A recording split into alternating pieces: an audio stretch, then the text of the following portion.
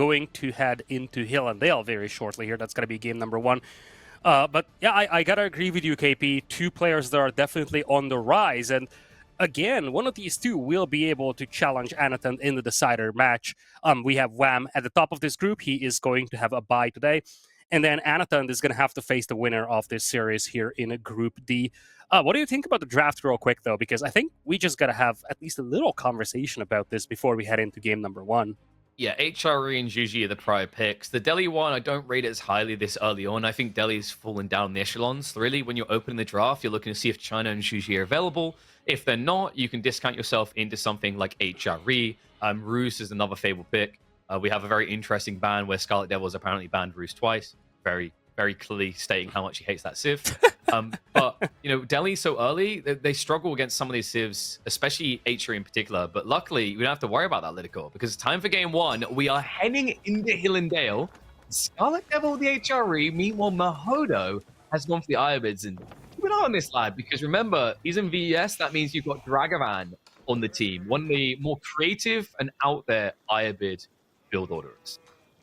2 players in an elimination match, KP, and none of these 2 have ever made it into the main event of an S-tier 1v1 event out there. One of these 2 will actually make it into the deciders of the group stage. So, very exciting series coming up here. We kick things off on Hill and Dale. We have the Iobids for Muhodo in blue, and Scarlet Devil is going to be in command of the HRE in red. Yeah, and you mentioned that neither of them nested tournaments. It's not entirely true, right? We have to remember Scarlet Devil was part of the Louis MT team, right? For the team tournament, if I remember correctly. He was their third. But you are correct in terms of like the main runners there. It was CSO and Louis MT. Muhodo, on the other hand, 100% on the ball. This guy has been rising quite rapidly in like the last year. I'm curious to see what he can do. You know, you have to remember they also have kind of that scrim bubble of their own on VES. You've got Matisse there, you've got Dragavan, you've got a few other members. So they do have their own kind of like brainchild that they work out between them. I'm curious to see. I was gonna say, you know, when we look at the S-tier event performances, both of these players made their debut in S-tier tournaments in Winter Team Championship 2 just a month ago. So this is why I highlighted this is their first appearance in a 1v1 setting, but they've definitely been on the rise, as we kind of discussed in the pregame. This is their real first challenge, though, in a 1v1 setting. Yeah, and we don't have one of those off-the-cuff Pro Scouts builds coming from Muhodo. You'd know if he was going for that with the Iobids because he would have went for the advancement wing. Pro Scouts is a possibility here. I've seen a few people do it on Hill and Dale. I'm not entirely crazy about it because you do start with a safe deer and your opponent starts with safe deer, right? So that pretty much halves the value of the play. So we'll have to see if he wants to lean into that. But HRE has definitely been one of the leaders of the pack for this particular type of build. Iobids versus HRE is a particularly interesting matchup, though. For a long time, it's felt like close to a 50-50 matchup, a slight edge for HRE if they play H2. Logic being that Men-at-Arms, one of your strongest pumps later in the age, doesn't do very well against IU. Early on, you always have those pesky, fast-moving archers as HRE boys. Yeah, I wonder how Scarlet Devil is going to open this game here, because on the other side, I do expect some level of aggression from Muhodo. Iobids are just so good getting some early game units out and doing some harassment. I think that's part of the reason why they are so well set up for that mid-late game style play. They can delay these booming civilizations with their initial units, Desert Raiders, maybe some early Castle Age Camel Lancers, and this buys them time to really get set up economically, secure the relics, and once they have those, they can start unleashing larger hordes of Camel Lancers or just start working towards later portions of the game. Yeah, Gung Desert Raider opening is quite interesting here from Muhodo. I think he's convinced this has to be Pro Scouts, and judging by the amount of gold being gathered per minute, it looks like he's going to be on the money here, right? Scarlet Devil, do we have a mill drop? We do on the berries. So the mill drop is almost a guarantee. If this was about Wheelbarrow, he already got it. So the call to go into Desert Raiders is actually going to be the jackpot for Muhodo. Yeah, that's a very nice and tight base here for Scarlet Devil, but the gold mine is very much the front, and so is the stone. So there's definitely at least some level of opportunity here for Muhodo to do damage, to harass. I don't think he's going to be able to accomplish very much, but being able to push away villagers from that gold mine could come in very handy. Well, I think the big thing you look for here as Muhodo is just kind of accompanying with a stable quite quickly and going into probably just a few horsemen here. The interesting part is like we do have the option for Scarlet Devil to begin Horseman. He's already primed the Pro Scouts though, and I've got a feeling he's just going to try to be greedy and start getting out those Scouts ASAP. Cool thing he can do here, by the way, with this Scout now returning, is just go around these close deer and push them in. That way you can rush Pro Scouts into the middle of the map instead of wasting time on the closer deer. Oh yeah, this deer pack back at home is something that players always push, regardless of the civilization. And that's actually pretty valuable. The fact that you can go to the other side of the map, take away that second deer pack from your opponent is valuable, because when you look at Pro Scouts, you want more value than just, you know, your own 2 starting deer packs. You want at least to collect 3. 4 is next to impossible, because as you see, Muhodo is just going to use that Desert Raider to push in this deer pack. But if you're Scarlet Devil, if you can secure a deer pack to the north, the second one that belongs to Muhodo, then you can definitely justify the investment into Pro Scouts. Looks like Scarlet Devil is going to be going into Spearman. So, tricky thing about this for Muhodo is you'd think, oh, well, Desert Raider just kite out, killed the Spear. It takes so long to get that kill. There's also a big risk. It's the same reason why Camel Archers can maybe kind of be a double-edged sword sometimes against H3 Spears. The gap close is insanely fast on these units. So, Muhodo is going to have to be switched on when it comes to the micro. You can already see switched on when it comes to the plan. It is going to be a fast castle build. Judging by the amount of gold he's gathered here, should be the growth wing, so no rush with advancement. I wonder, actually. Yeah. Does he maybe try logistics here? I would love to see some dervishes. Like, I think, considering that there is little map presence right now from Scarlet Devil, that could be an option. Now, Scarlet Devil is actually doubling down on this feudal age investment into army. He's getting spears, he's getting horsemen out, so you really get the feeling that Scarlet Devil anticipates his opponent going for the relics, and he's trying to deny that as much as possible. Muhodo did scout out the fact that Scarlet Devil is going for the tier packs, though. If you're Scarlet Devil, if you've got a few horsemen and spearmen out there, it's going to be difficult for Muhodo to pick up all those relics. Yeah, and the thing is, it's a mobile comp because the spears move quicker. The horseman, of course, just so dynamic anyway. And, you know, he should be aware of what's happening, considering he's seen a Desert Raider and nothing else. It's pretty obtuse, pretty obvious. And looking at the relic split, you know, it's not that hard to imagine one which Scarlet Devil does guard 4 of these relics, right? Like, you got 2 close on the east side together, you got that central bound area on the west side, and you already want to be going to west side anyway to pick up your deer. Yeah, one thing we haven't discussed yet is Scarlet Devil doesn't just need to deny these relics from the opponent, he needs to actively secure those. He is playing the HRE, so it's not just about the fact that the Ayubits can pick those relics up quickly with the dervishes, it's also about the fact the HRE needs those relics if they want to play the Ragnitz build. And you see how awkward it can be to try to keep your distance away from those spearmen. They're ridiculously fast, and that's without them having the active charge. There's going to be a charge towards the berries in the backside of Muhodo. It's a bit of idle time there, but he does have the deer plus crap tons of berries, sheep rather, and it is indeed going to be the Dervish wing play. So, you know, the worry I have here is Scarlet Devil's close enough to the base. I don't think he's scouted this. He might be suspecting the play, but the weird thing is whenever someone does pro scouts, they forget the second part of that word, Ledicor, right? Like, you might as well rename the units Deer Gatherers because they stop getting used to gather information. Yeah, they are. And critically, Scarlet Devil spotted that Muhodo went with a range. So he knows fully well that there is a range to produce units out there. But as you said, one worrisome detail here for Muhodo is that he's so low on army. And all that castle age advantage he has, it's going to be gone by the time he has enough to break out of his base. He's at 2 military, one of those being a very low HP Desert Raider. In fact, so low that a horseman can just kill him. And look at Scarlet Devil. He's aging up to castle age. But compared to his opponent, he's got all that map control with that army that he has. Yeah, H3 economy for you, right? Like 40% buffer really goes a long way, and you're seeing exactly how far here. Especially when you consider that all the Desert Raiders were for free anyway. Muhodo didn't actually forcibly produce them. He put everything into this tech play. And, you know, the other thing is, even if you get the Golden Age in a rush here as Io, it's a little bit worse than ABBA. So the gap is still huge at 30% efficiency in favor of HRE. I love the positioning from Scarlet Devil. Most of his army is posturing in front of the enemy base. That's probably the primary direction that Muhodo wants to break out of his base. But there is just a couple of units to the left side. Scarlet Devil is doing a really good job keeping track of what's going on inside Muhodo's base. And he just wants to make sure that Muhodo cannot leave his base unnoticed.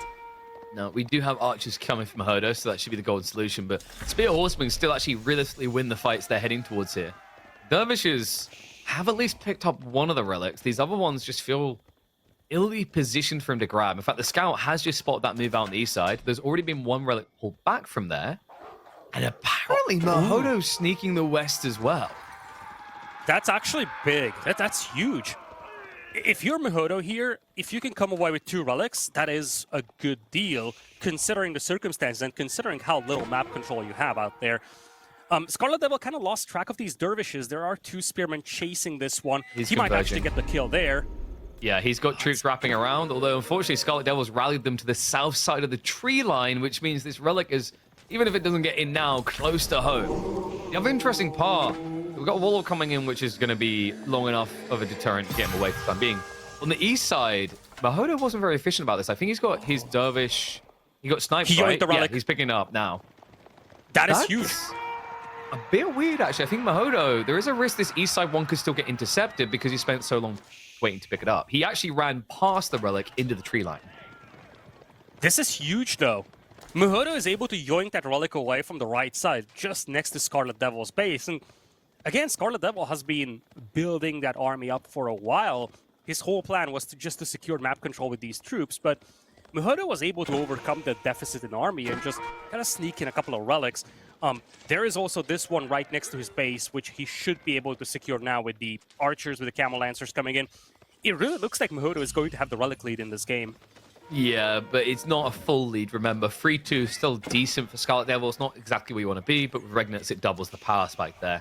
And, you know, the awkward part for Irobids is for a tempo-based Civ at this type of position, you don't really feel like you got the big win, right? You stopped H3 from just default winning, but HRE are constantly inflating Civ. For IU, now the player's meant to be leverage and economical advantage into either attack or greed. I think here you want to lean on attack, which can be difficult with how defensively oriented HRE can be on Hill and Dale. Oh, that's a great point. And let's not forget, Scarlet Devil did ferry in a lot of carcasses. Apparently there are still some left out there on the middle of the field. But Scarlet Devil has a huge eco lead here right now with, you know, the Regnitz Cathedral. You also have, of course, the Aachen Chapel. Now he's actually picking up quite a few kills here. Camel Lancers need to be cautious running into all these spears. He just brute forces it. Knight's going to peel back. We'll actually just try to pursue on the flank here. Looks like the spears are going to end up getting mopped up. The Camel Lancers will stay alive. Remember, with the Dervish, he will be able to heal them off, top them off. And you're already seeing Scarlet Devil. He doesn't want to play into this kind of brute force Knight comp. We are getting that crossbow switch. That's why the Muhodo Archers are going to feel good. If he goes for Sultan's Mamelukes here, he has the potential to still quick wipe these fights.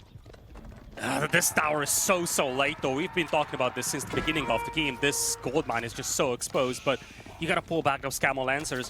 Muhodo really doesn't have a juggernaut economy, just 500 food per minute compared to 1100 on the other side.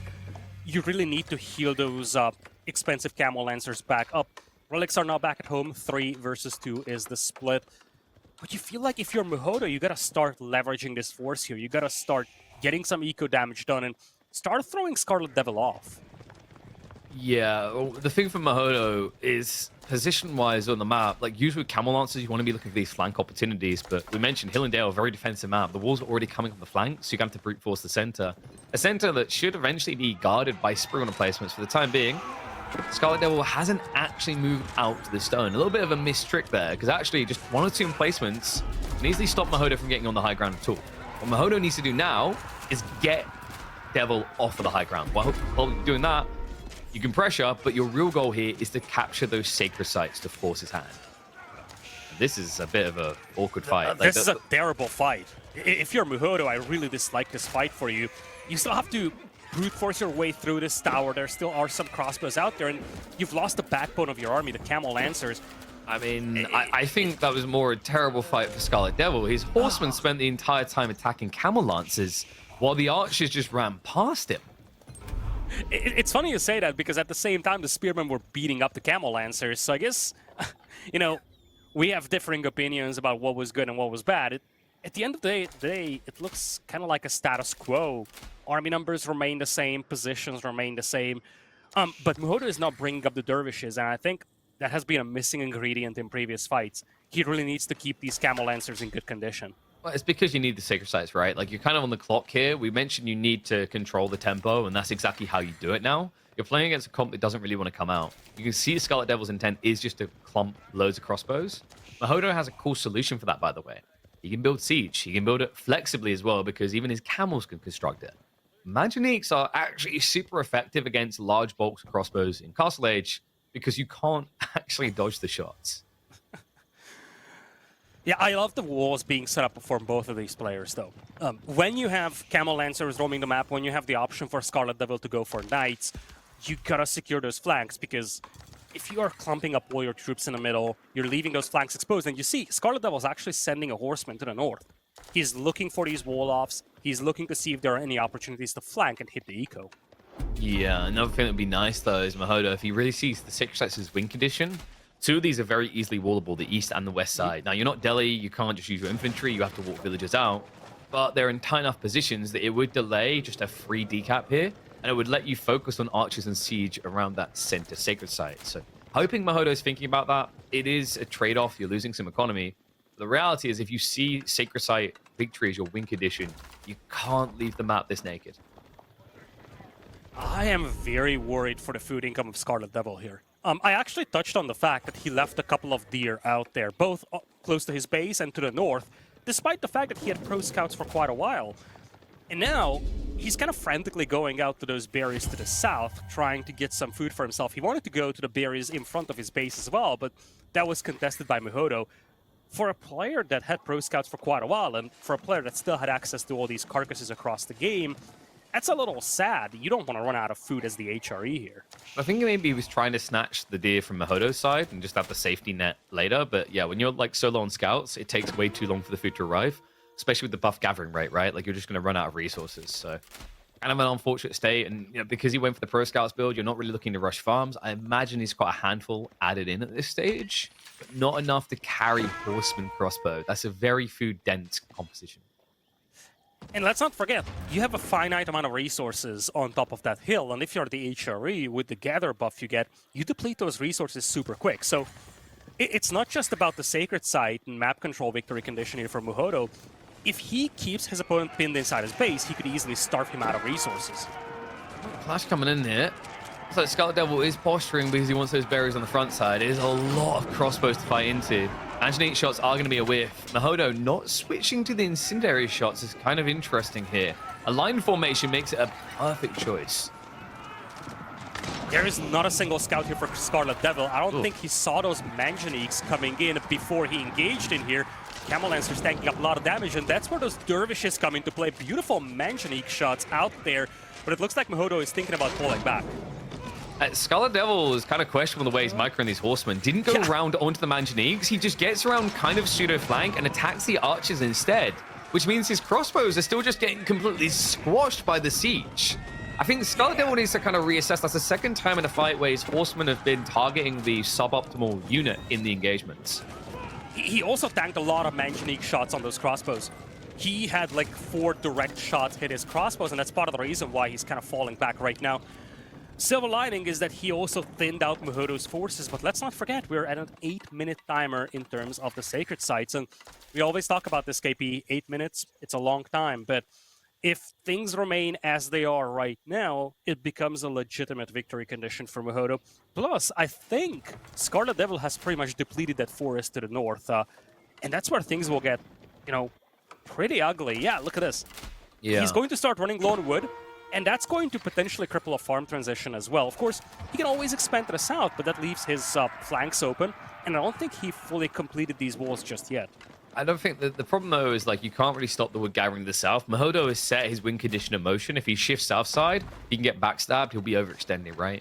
And the other worrisome part is the food. Like, Scarlet Devil might not be doing the cleanest execution of the horseman, but what he's doing is just out-ecoing, right? So you can kind of afford to ego chow the fights in a really questionable way, simply because he's kind of sustaining around the 1,1800 food at the moment. Meanwhile, for Muhodo, you know, even when he gets those farms in, they're not going to be that impressive. It's not like you're a Civ that gets specific farm buffs. Flash coming in, the horseman. Archers have to make their way through the archers, but the crossbows are way too clustered on the back here. Same thing again, and now the flank comes in with the Camel Lancers. This is a slaughter. one Manganique went down, but these Manganiques are just paying for their price so well. And you touched on the food income. It doesn't matter when you can just butcher these crossbows with just a single Manganique shot. Yeah, I'm losing faith quickly in Scarlet Devil's plan. Like, you know, in theory, the whole idea of my economy better, me A-click, you UG is good, but what you're pretty much saying is my opponent won't micro, and Muhodo has been on point so far. Lance is starting to poke this even further back. That's now going to delay any gathering on the food on the front side, and Double Mango actually should be able to easily clear the outpost. The other awkward part is, without a Spring on placement, this outpost isn't going to kill anything courtesy of the Dervish. I just feel like unit retention is so much better for Muhodo. The Manganiques have been alive since the very beginning, and they've been killing crossbow after crossbow. The Dervishes are healing those units back up as well. He's just losing so few units compared to his counterpart. And Scarlet Devil, sure, he's got an insane resource income, but at the same time, he's also losing a lot of expensive units. Very few food-heavy units, and again, look at the farm transition he had to make. It means that he basically spent his last bit of wood reserves on essentially building up that farming eco. One thing that does worry me is Muhodo might be going a little bit over-aggressive on the Mango count right now. Needs to get a little bit more front line here. I mean, he's close to kind of even with the Horseman Camel Lancers. If Scarlet Devil just slows down a little bit, though, and bulks properly for a minute or two here, the Horsemen should be able to just break on through. They are going to be able to snipe one of the Mangoes here. Looks like he should better find the second, but he actually neglects to finish it off. The half-constructed ones, he doesn't kill either, so there's still a Mango in play. He lost a lot more crossbows here. Once again, Scarlet Devil is not respecting the rules of the jungle here, right? If you want to be the weak, fragile monkey in the engagement, aka the Horseman, make sure you bring a whole pack of chimpanzees. Oh man, that just hurts so much. Scarlet Devil cannot really concede freebies like that. And I think that one damaged Mango was pulled back for repairs, and if that's the case, we're once again looking at 3 Manganiques. And let's talk about the ecos here, KP, because the whole idea for Scarlet Devil was to essentially out-eco his opponent. Look at the food income, look at the wood income, the gold income. Muhodo is now ahead in all of those. All right. And you can tell he's been practicing with Dragoman. I mean, this is, I think, the biggest ego chow you could have made bar building an actual siege tower, because you're building a siege tower against Horsemen, which is the actual counter unit. It's a little bit funky, but it's always just like Muhodo saying, look, Scarlet Devil, this is the third time now. I'm not convinced you know how to use these Horsemen, so here's an even bigger target for you to try and A-click. A decap attempt on the left side coming in here, and one thing I want to say for Muhodo is that it's a little careless not to have walled in the left side and the right side sacred sites, because he lost a 4-minute sacred site condition to a single scout. Now he needs to break the enemy's defenses. Oi, oi, oi, oi, oi. Gulam's being added in, Spearman as well. I mean, Scarlet Devil has at least got archers on the way, which is going to be the correct call against the spear play. But the more range you build here, actually, the better the Tower Assault gets, right? Because then you have to hit it 800 times to kill it. Look at the Mango shots. Nice location to hit into as well. They scud down the houses, which would actually force a pop lock here on Scarlet Devil. Look at the damage. It's just the low DPS widespread adds up when armies this big. The Horsemen are wrapping around the back again. It's a slaughter. Once again, they're just not targeting anything. They're attacking into spears. The Manganique slaughtered half of the crossbows before they even fired a single volley. They walked into that cluster of houses, half of them were dead before they even fired a single shot. It's a slaughter, and the fact that the Sacred Site victory condition was lost for Muhodo will not matter, because he's just going to pin his opponent in his base and then finish him off. I think someone might have got Pro Scout's brain here and believed a little bit too much in the food pump. I mean, the way that you can summarize this game is good micro versus questionable micro. It's as simple as that. Muhodo, time and time again, target the right location of the Mangoes. Not easy to do, considering how easily HRE crossbows can kite. Yet Scarlet Devil, a lot of the time, was caught sitting still, and with his Horsemen, caught sitting still into melee units that they don't counter. I think Scarlet Devil, going into game 2, 3, 4, and potentially 5, what he needs to be thinking about now is, am I microing adequately in these engagements? Because for a guy who has 277 APM, it felt like he must have put a lot more attention on his economy. Yeah, and you can see this kind of inefficiency for Scarlet Devil on the military value graphs. Every single time they took a fight, there were casualties on both sides, but in terms of overall efficiency, Muhodo was just so much better. And I also want to go back to that very moment where Muhodo was able to secure 3 out of the 5 relics, despite not having a lot of army on the field. He did a really good job just sneakily yoinking these relics with dervishes. And that was some much needed gold that was used to then build up this army that he pinned Scarlet Devil into his base with. Yeah, and I mean, the micro difference began even as early as this, right? Like Scarlet Devil slightly overextended that fight, got pushed back into his base. You could argue that even when he was going for the Pro Scouts play, it's a little bit off the mark. Now, admittedly, there is going to be high ping, but that goes both ways. Typically, the way that this is played out is there is a mutual server that has similar pings for both players. So, maybe the argument is that Muhodo has more practice on those higher pings, but I don't know. I'm not entirely convinced that's a good logic here, right? Like, the reality is Scarlet Devil as a top player from China should be quite familiar with those high ping environments. I think it goes back to what we were saying in the pregame is that I know Scarlet Devil definitely in the build up to EGC Winters spending maybe a little bit too much time on team games, right? It's where he comes from. For those that don't know, like Scarlet Devil originated like on the team ladder quite frequently. I think he's been getting back in the 1v1 grind the last actually week or two by the looks of it now checking his profile. I remember when I checked at the start of the month, he was just spamming a ridiculous amount of 4v4s and 3v3s. And I really feel like the when you compare team games to 1v1s, one of the elements that you lose from 1v1s when you play team games instead is the micro element. Team games with the bigger maps, with the teamwork alongside your opponent or alongside your teammates, it's a lot more macro focused, and you can get away with sloppy micro at times. You have your teammate to bail you out. There is usually a much more robust economy when you look at the whole team. In 1v1s, you lose a critical battle like this to the micro, and that's basically it. There is just no buffer behind it. Yeah, and I think what happened as it went on is Scarlet Devil just panicked more and more because the reality is if you're not getting the full sweep, this Dervish heal is broken. Like this is the reality check is like there are several phases of the game where AoE healing is actually pretty busted. The obvious one is in Dark and Feudal Age. The other one is actually late in Imperial because when you're 200 popped and you take a fight, your army might survive, but they'll survive on half HP, right? When you have things like the Imam play for the Ottomans, the AoE heal here, maybe like an Abbey of Kings in a weird place or Kurotai, that changes the dynamics. And I think Scarlet Devil wasn't respecting that rule of war, right? If he had waited and maybe had one less engagement, he would have had God knows how many more horsemen. All of a sudden, we have a world in which Scarlet Devil's breaking out. But he needs to think about those timings, and now he needs to think about game 3 because this is rough, Lidicore. Delhi versus Japanese is historically one of the most Delhi-favored matchups we have in AoE4. Yeah, one thing I want to say for Scarlet Devil, though, and that could be a saving grace, the remaining maps are all very, very open.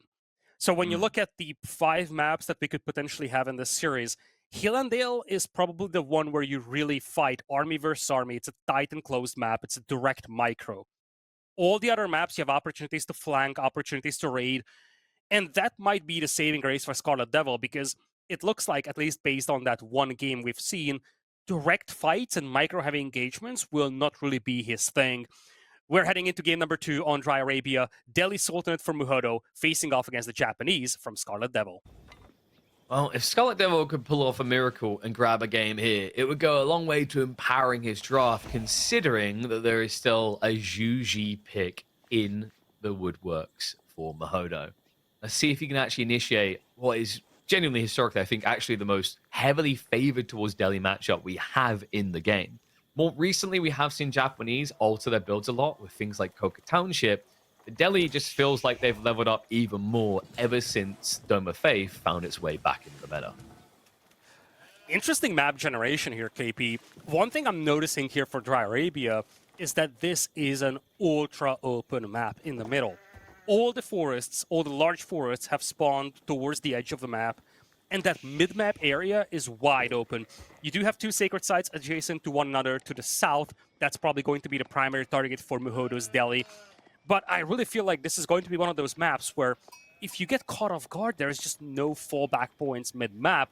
You could easily just lose your entire army if you get caught off guard. I mean, the nature of playing against Delhi is if you get caught off guard, you're dead, right? That's just how good this is. It's feudal pressure into transition. One thing that I am seeing is the close by deer. There is an option for Scarlet Devil to do Pro Scouts. I know it sounds crazy, but I need to reassure everyone, every single Civ at this point does Pro Scouts. Peer pressure hitting hard, right? It's like being in high school over again. So I've even seen Abbasids in English, for example, do Pro Scouts. So don't write off the possibility that Scarlet Devil looks for the safe food to then just go for his superior castle pump. Yeah, I really wonder what Scarlet Devil is up to.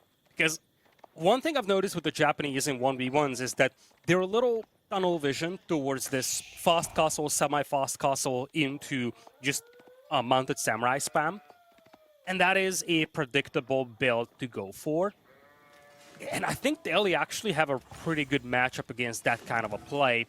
I don't know. I just feel like if Scarlet Devil goes for that build here, he could be punished so easily. And I just want to highlight both his stone and gold. First of all, this is a beautifully placed mining camp here. That's just so feels The good. dream. Yeah, but at the same time, look at where this gold mine is. Look at where the backup is. It's right next to this original gold mine. Yeah. Means that if Muhodo aggresses from this angle, there aren't very many fallback gold mines for Scarlet Devil to utilize. One thing that's interesting to think about, actually, I thought Scarlet would go for Coca, because with Coca and Pro Scouts, you can play Mass Horseman Shinobi Blob. It's actually really strong. Delhi would have to go Archers, and the mic can get a bit annoying. The reason why going Horseman is really good here for Japanese is once you do have your Uma Bannerman, the damage buff puts you on par with Ghazi, right? So the only difference then is the health pool, which can kind of be mitigated by the slight difference in attack speed. So I think that would have been an option, but by going Kura Storehouse, a little bit of a safer option, gives you long food, potentially. Does feel like Pro Scouts isn't on the table with this move, though. This is a very farm-heavy Kura Storehouse here for Scarlet Devil. When you look at the placement of this, it is placed such that every single potential farm can spawn around it. Means that the primary purpose of this Kura Storehouse is to indeed deliver these farms, instead of, drop a couple of farms and then provide that trickle of wood.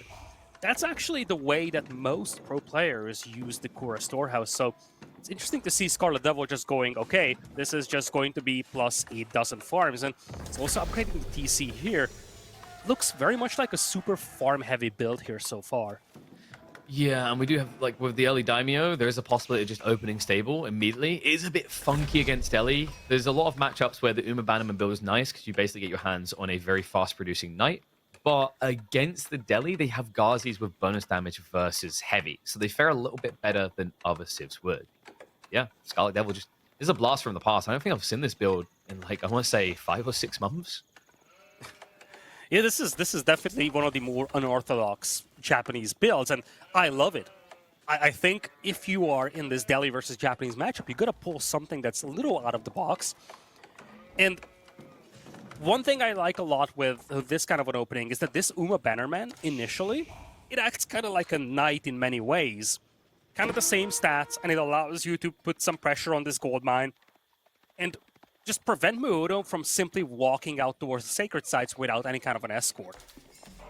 Yeah, but the whole idea is the Ghazi should be able to just mirror and chase you down, because one of the trade-offs here is the Bannerman is going to be slower.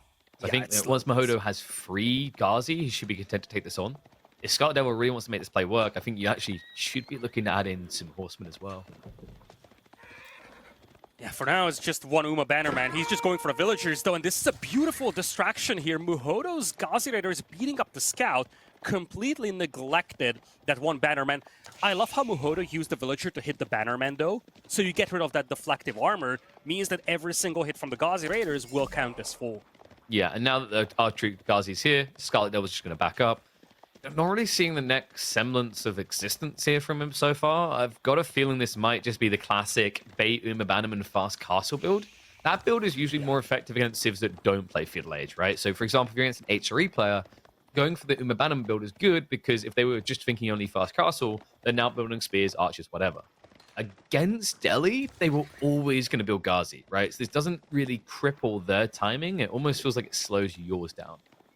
Yeah, it's 6 on gold for Scarlet Devil. This has got to be a fast castle play. And you understand why he has gotten all these farms and the TC farm buff as well. He just want to make sure that he has that robust food income to get to castle and then start getting those food-heavy units out. But at the same time, without any military presence out there, Muhodo is going to be able to secure the sacred sites, and most importantly, he now sees the gold miners. Seeing all these gold miners is a clear sign for Muhodo that his opponent is going fast castle. Muhodo knows what's coming next. Yeah. So Muhodo is quite interesting actually when archers here. I mean, in theory with the archers, you're better at raiding and sniping economy, but for what comes next, you'd probably wish you had the spearmen, right? Because the reality is Scarlet Devil is going to be fast hacking, and this should be the mounted samurai play. there have been some baits with the Umabanan builds. The logic isn't just that you force your opponent to build to counter you. It's now that by countering you, you can then counter them, right? So like, it almost seems as if Muhodo is worried about some sort of weird archery range play instead. Yeah, I wonder if he... I think he's just keeping his options open for the time being. It's a very, very open map as well, so it makes sense to commit very heavily to Gauzy Raiders. But I think he's just kind of having that wait-and-see approach. He knows it's going to be a fast castle. I would not be shocked to see him scout in like a minute or so when he knows that his opponent is going to be close to castle. I think you want to intercept that timing. Get to the opponent's base when he reaches castle age, and see what he's up to so you can start prepping the counter unit immediately. And for now, he's just going to continue adding the Gauzy Raiders so he retains that mobility. Floating gate from Scarlet Devil, no surprise on that front. And the whole idea behind... I'm sorry, actually it wasn't archery range. I could have sworn it was. Maybe cancelled it and switched it. So we have got spears coming. Correct call. But the whole point on why you want to blob Gauzy like crazy right now is there is a dive opportunity here when your opponent techs up, right? He won't have anything out to protect him other than an Umabanan that's limping around almost dead. So you could actually snipe 3 or 4 worker kills while also having Sacred Sites. That's enough for you to then just catch up into age 3. It's double towers on that gold mine. Scarlet Devil knows fully well that if he loses access to that gold mine, it could be game over. And frankly, it likely will. Woodline is going to be contested here. Stable is up already, so Scarlet Devil isn't going to have any major issues, besides housing, perhaps. If he's cut off from wood and he cannot afford houses, that could be a bit of a problem. But Floating Gate is going to complete nice and safe. And considering that we only have a stable out here for Scarlet Devil, it's going to be the good old-fashioned mounted samurai play. Yeah, Muhodo's feeling pretty ambitious about his own timing here, considering he's parked Scholars on all the free mid-mad relics, right? He doesn't actually have the resource to even start the tech up yet. So could end up losing a few of those to the initial samurai. So his goal now is to try and contain, right? These Gauzy need to distract Scarlet Devil inside his own base as long as possible. And at the same time, you want to retain control over those sacred sites. The Uma Bannerman is going to go down here, potentially. You got to be super cautious with this. Now you have the healing power from the priest if you're Scarlet Devil, and you want to keep this Bannerman alive. He's trying to pull it back. It's so low on HP. Nice micro. I think we got to highlight this for Scarlet Devil. He had a pretty bad game in game number 1 in terms of micro. This one was really smooth. Keeps the Bannerman alive. But yeah, just to get back to the point of Muhodo, he has all 3 sacred sites. He's piling up resources for Castle Age himself, and he's on 9 scholars. So if he can just contain Scarlet Devil, he's going to be on par with Tech. He's got to get to Castle, and he can start going for the relics himself. Yeah, definitely a much better start to game 2 than game 1 for Scarlet Devil. The key really is to just spread out on the relics now. It's tricky because if you just have 1 samurai each, the guys could jump you, but this is a good start. Finds the scholar in the center. Now he could ripple to the north side here, which would be value play for the decap and another one of those relics. But Muhodo, he's still nowhere near this tech up. It feels like these scholars are just sitting around waiting a lifetime to have a roll. I think he doubled down on the production. He's actually having issues with food now that I look at it. He's got the gold. He just moved to the deer pack to the left side, so I think he wanted to go castle, and then he ran out of food. It's going to be a pretty substantial delay on his food income. Now the sacred site to the north is being contested by Scarlet Devil. He doesn't have a lot of mounted samurai, but one thing about these guys is that they're actually super tanky. And let's not forget, it's not just the fact that you have heavy cav versus light cav. It's also the fact that these are Castle Age units against feudal age troops. One thing that's interesting is Muhodo took a huge gamble on those deer. Like, he had probe scouts coming through, right? But he knew he needed to be a bit more efficient and get more long-term food. So what he done is he pulled the villagers to the west side. We can actually see that knights are starting to wrap around there. This is what I was worried about. Is like, realistically, because the berries are back there, Scarlet Devil should be looking anyway. And he looks in the perfect place at the perfect time. And that's a cancel. This is what I touched on before this game here, KP. In the previous game, you had only straight-up fights, and those didn't really go well for Scarlet Devil. But here, you can leverage mobility, you can leverage raiding power. And for someone that has his background in team game Scarlet Devil, that is the domain of the game that they are the best at. So much damage done here to Muhodo. Had to completely restart the House of Learning, loses a couple of villagers out here. He lost all 3 sacred sites because of this. He was back at home. He was distracted. He had to pull back his forces to deal with this aggression. And now Scarlet Devil is up to 10 mounted samurai. He's also bringing back 2 relics. By the time Muhodo gets to Castle Age, he's going to be denied of most of the relics. Yeah, it's actually kind of crazy the way this has played out. Considering his position on the map before, you know, it felt like Muhodo was putting the cart before the horse, right? When he was just prepared to pick up all these relics. He still didn't even have all the text rather researched at home at the time. And dangerous to do when you know your opponent's going to be going Mount Samurai like this. Crazy how this matchup that, like I said, historically has been probably Delhi's most dominant one we've seen, now looks like it has the Japanese poised for a dominant victory here. Muhodo needs to wall up, anchor down, and get that crossbow transition going quickly, because that, admittedly, is an area where Japan can't compete. Where they've looked weakest in the current meta is once you get to castle and everyone wants good crossbows, Japanese don't really have a crossbow unit. Onimusha kind of fill that role, but not as efficiently. I would love to see some walls from Muhodo right next to that forest at the back. He still has that gold mine and that pack of deer exposed behind his base. Those are crucial resources. Part of the reason why he's still, you know, a little behind is because he was delayed on that food. He made his way into Castle Age. It's going to take a couple of moments until techs come in. But he does have 11 scholars. And it looks like Scarlet Devil just wants to hit this timing. He wants to take this fight before the upgrades come in. And I think he'll easily be able to. A decent amount of skulls have been pulled out. They're not on research duty here, so a lot of damage likely to be done. But the guards are coming in to back this up. Mount Samurai health bars are still looking relatively healthy for the most, but the count might not be enough to brute force through quick enough. A clutch Wallow will get a reset here from Muhodo. And keep in mind, those crossbows on the back have been whittling away at this. Scarlet Devil so far hasn't really found that big wallop to put Muhodo's economy in the ground. I gotta agree with you, but at the same time, he's spinning his opponent inside his base while also building up a new force. He has more mounted samurai coming in. Oh my god, the scholars coming in as well. Oh, you don't want to lose these knights though. No, yeah, and it's better to do it this way because now you could recommit potentially because your opponent used the Wallows. If Scarlet Devil had even got the kill on the scholars, all that would have happened is another piety scholar would have picked up and Wallowed again. Meanwhile, while this going on though, while Muhodo is getting his countered amount of samurai ready, Scarlet Devil's now going for the Onimusha. And this is the point where the Kura can feel better. The Koka, I mentioned it earlier, you get that kind of sustainability, that pressure point and options in the early age, but where you get weak is when you run out of food. And that means things like Bugisha just aren't spammable. You're stuck on Mount Samurai. But with these farms, Scarlet Devil's options are now opening up. When you run out of your initial food, when you have to make that farm transition, it's actually one of the times in the game where you're the most exposed.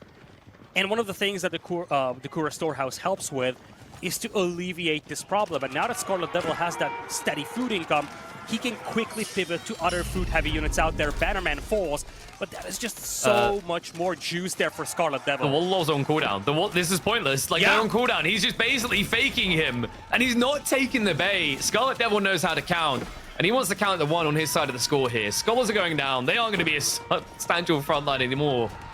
And all of a sudden, we look for those eco kills. They've started to ripple in hard here. It went from 3 to 12 worker kills, and it's only going to be going up from here. I think a bunch of villagers got caught in the crossfire in there, and now it's mostly just scholars out there for Muhodo. He's trying a Vololo once again, but unless Scarlet Devil slips up here and loses a bunch, he's going to lose. Oh, that body block. I mean, it's not a huge amount. It's still like technically a 6-unit exchange, right? You get 3, your opponent loses 3. There's still a lot of troops in your base, though, and the risk is, although you could maybe protect one location, what Scarlet Devil can just do to win now is go everywhere else, right? Spread the Mounted Samurai out and harvest some organs from innocent villagers. Now Muhodo needs a miracle because he's at 14 army. That looks pretty nice against 21 until you realize that most of those are just scholars. But they can wall. 1 minute arms and 2 crossbows out there. That's basically it. He lost a gazillion villagers, and there's a second layer behind this. The sacred sites are all under the control of Scarlet Devil. It looks like we're heading into a 1-1 scenario. And now the Mounted Samurai is going to clean up the villagers back here. I don't think there's a way back now from Muhodo. No, I think, you know, in hindsight, maybe looking back, maybe Muhodo needed to play feudal a little bit longer. He was aiming to follow into castle, but it felt like nothing was happening for a very long time while Scarlet Devil was boosting up. And apparently the villagers, they're going to need a boost in their stats if they want to win that fight. They'll eventually kill him, but the losses may be a little bit too high. Credit to him, though. Scarlet Devil, especially after game 1, the changes in game 2 here, the way he's approached these fights has been day and night difference. And yes, you are seeing a Shinto priest underneath the enemy TC, hoping to pick up a relic. And also healing these mounted samurai just very casually. That mounted samurai at the back is still alive, and Muhodo is just, he Are you keeps kidding bleeding me? villagers. There it is. It's one apiece now. Scarlet Devil strikes back, and KP, I touched on this before we headed into this game. The remaining maps are all open maps out there. So if Scarlet Devil can continue to leverage this mobility advantage and just stretch out the attention of Muhodo like we've seen in this game, he's going to have a good series ahead of him. I mean, also from a draft POV, the importance of winning this game cannot be stated enough. Obvious reason is your opponent is now on match point, right? Uh-oh. But the bigger issue is Muhodo still has that giant conundrum, the Zhuji, that Scarlet Devil has to address, right? This gives him a little bit more runway, a little bit less panic, because right now Zhuji has been one of the, if not the most banned Civ. It's been definitely in the top 3. Delhi has been slipping in the ban rates a little bit, and I wouldn't say this is your classic example of why. Usually it comes down to the Pro Scouts meta, but refreshing to see a different reason why rather the Delhi are going to be toppled. I gotta say, I really loved the change up here from Scarlet Devil. Granted, I think Muhodo played a pretty standard and decent game. It was just the fact that he played, again, a standard game, whereas Scarlet Devil kind of anticipated such a build, and his response was really good. I absolutely loved the Kura Storehouse kind of an opening. He went for the early farm upgrade on TC as well. And the combination of these just meant that he had a very robust and sustainable food income. And he really needed these because, especially the initial fights against the Ghazi Raiders, those weren't super great. Even these fights under enemy TCs into Spearmen, those aren't ideal. But the early game, or I guess I should say mid-game economy from Scarlet Devil was just so robust that he could sustain these. And then once he inflicted enough damage, it was just basically game over. Yeah, and that means we head into our next game, which will be Gorge. Now, that's going to be the GG pick we talked about, but we may have a turning point in this series here, Lidicore. Order of the Dragon have been on the rise. They aren't just a meme civ anymore, and funnily enough, they have some really solid builds against Juji in particular. Oh wow! Oh TD. Looks like Scarlet Devil really likes HRE and the variants if he had both of those taken in the draft. Gorge. These games are either very quick or very long. I don't think there's anything in between for Gorge 1v1s. One thing I want to say though, super open map, even more so open than Dry Arabia. So a lot of opportunities for Scarlet Devil to again try to replicate what he has done in the previous game. On the other side, Jushi is a fundamentally different civilization than Delhi was in this game, I feel. So there is going to be a change up here coming in from Muhodo as well. Yeah, there's some interesting approaches you can take with Scarlet Devil's Civ pick choice. Actually, I've seen 2TC against Juji actually be pretty damn formidable. The fast castle race isn't entirely what you want because Juji will always beat you in that department, right? They get a cheaper tech up, and then on top of that, they can ramp out monks quicker because of that. Meanwhile, when you're playing Order of the Dragon, unlike H3, you can't send prelates out before you age up. So it's a very different dynamic. That's why normally, I think in this matchup, been seeing quite a few times Order of the Dragon go for like 2TC Burgrave. Pro Scouts is also a potential option, but you are going to be doing Pro Scouts against one of the kings. I'd say one of the top 2, and it's only because one of the top 2 because they're joint first. China and Juji are basically the best civs in the game for Pro Scouts right now, due to the supervision giving them the unlock so quickly and giving them the scouts so quickly. But you're right, Gorge is a very different map now. It's interesting. We used to always see, as you were highlighting, long games or very short games. I think the long games are becoming a little bit rarer. It's not impossible, but the reality is because of the changes to walling in season 9, what is already meant to be a more difficult map to full wall got even harder with the patch change. Yeah, this is gonna be a rough one to wall, that's for sure. Just before we head into this game, I think it's good to take a look at the remainder of the draft because we haven't really had the chance to do so. Boldland and Himayama are the remaining maps. English, Mongols, and Malians for Muhodo. On the other side, we have both French and Jeanne d'Arc for Scarlet Devil, alongside the Abbasids. I I would say I like Muhodo's draft a little better here. Um, Eh, Definitely for It's Boldland. For yeah. Himayama, I like the options of French and Jeanne d'Arc. But for Boldland, I'm a big fan of Malians out there. English could actually make sense as well. I would probably say Himayama might be a Mongol map for Muhodo. Uh, I don't know. I Mm, think this game could be extremely important for either side. It moves one of these two players into match point, and frankly, I think Scarlet Devil has better sifs for Himeyama. Muhodo has better sifs for Botland. So, again, whoever ends up winning this game moves into match point if they get the map that they prefer to play on with the remaining civilizations. They could easily seal this. Again, one of these two players will not make it into the remainder of the event. The other will face Anatan in a decider series. So the interesting thing you're highlighting about like the selection here as well is Mongols could make sense for Himeyama or Borderland because the tree lines, like you can outpost rush. Realistically, like if you suspect French on Borderland, Fair. Malians or Mongols could both make a lot of sense. It's just like, what have you got for Himeyama? I think most likely here, Muhodo is thinking English Himeyama and likely Mongols actually with enough Borderland. It's less expected, and I have seen how quickly they can shut out the game. But we'll have to see. We can speculate all we want. We need to get past that.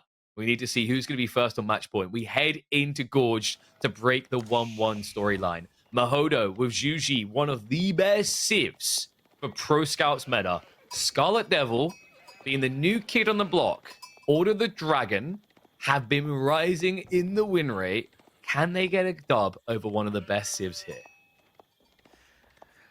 Scarlet Devil having a front gold mine here, not the best out there.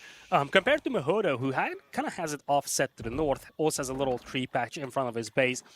Gotta say, I like Muhodo's base layout a little better compared to Scarlet Devil.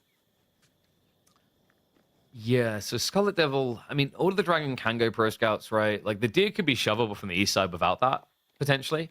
For Muhodo, we don't have like an insane meditation garden. That's always kind of a crux with Gorge, unless you want to run out to the flanks, you're not going to get anything nutty. But I think they really like need it per se. So the cool thing I've been like about Zhuji, even before Pro Scouts really took on, they were rising in the rankings and the tier lists because they went from being kind of this one-dimensional civ with one build to a civ that had branching builds, right? So you could do the Zhuganoo all-in classic, but then the Fast Castle Shalamong build looked pretty good. Then you also have the option to go for the Mount Lu Academy build, which got discovered. There's a lot of variance here, but I think if you're playing Order the Dragon, your goal should be to try and make the Feudal Age last a little bit longer against the Zhuji. Fair. Although, again, I don't know how much you want to stay in Feudal Age against Zhuji.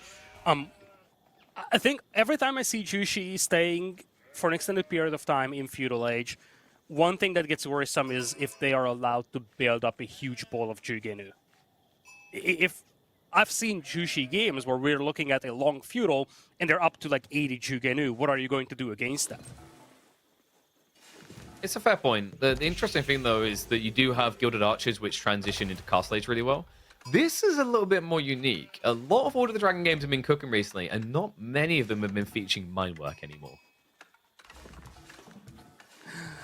Interesting opening, and gotta say, we've seen slight change-ups from the usual build orders from Scarlet Devil in the previous game, and that's kind of what we're seeing over here. I think that could be a really good way to get an edge in this series. Just get a couple of builds out that are a little less expected potentially from the opposing player.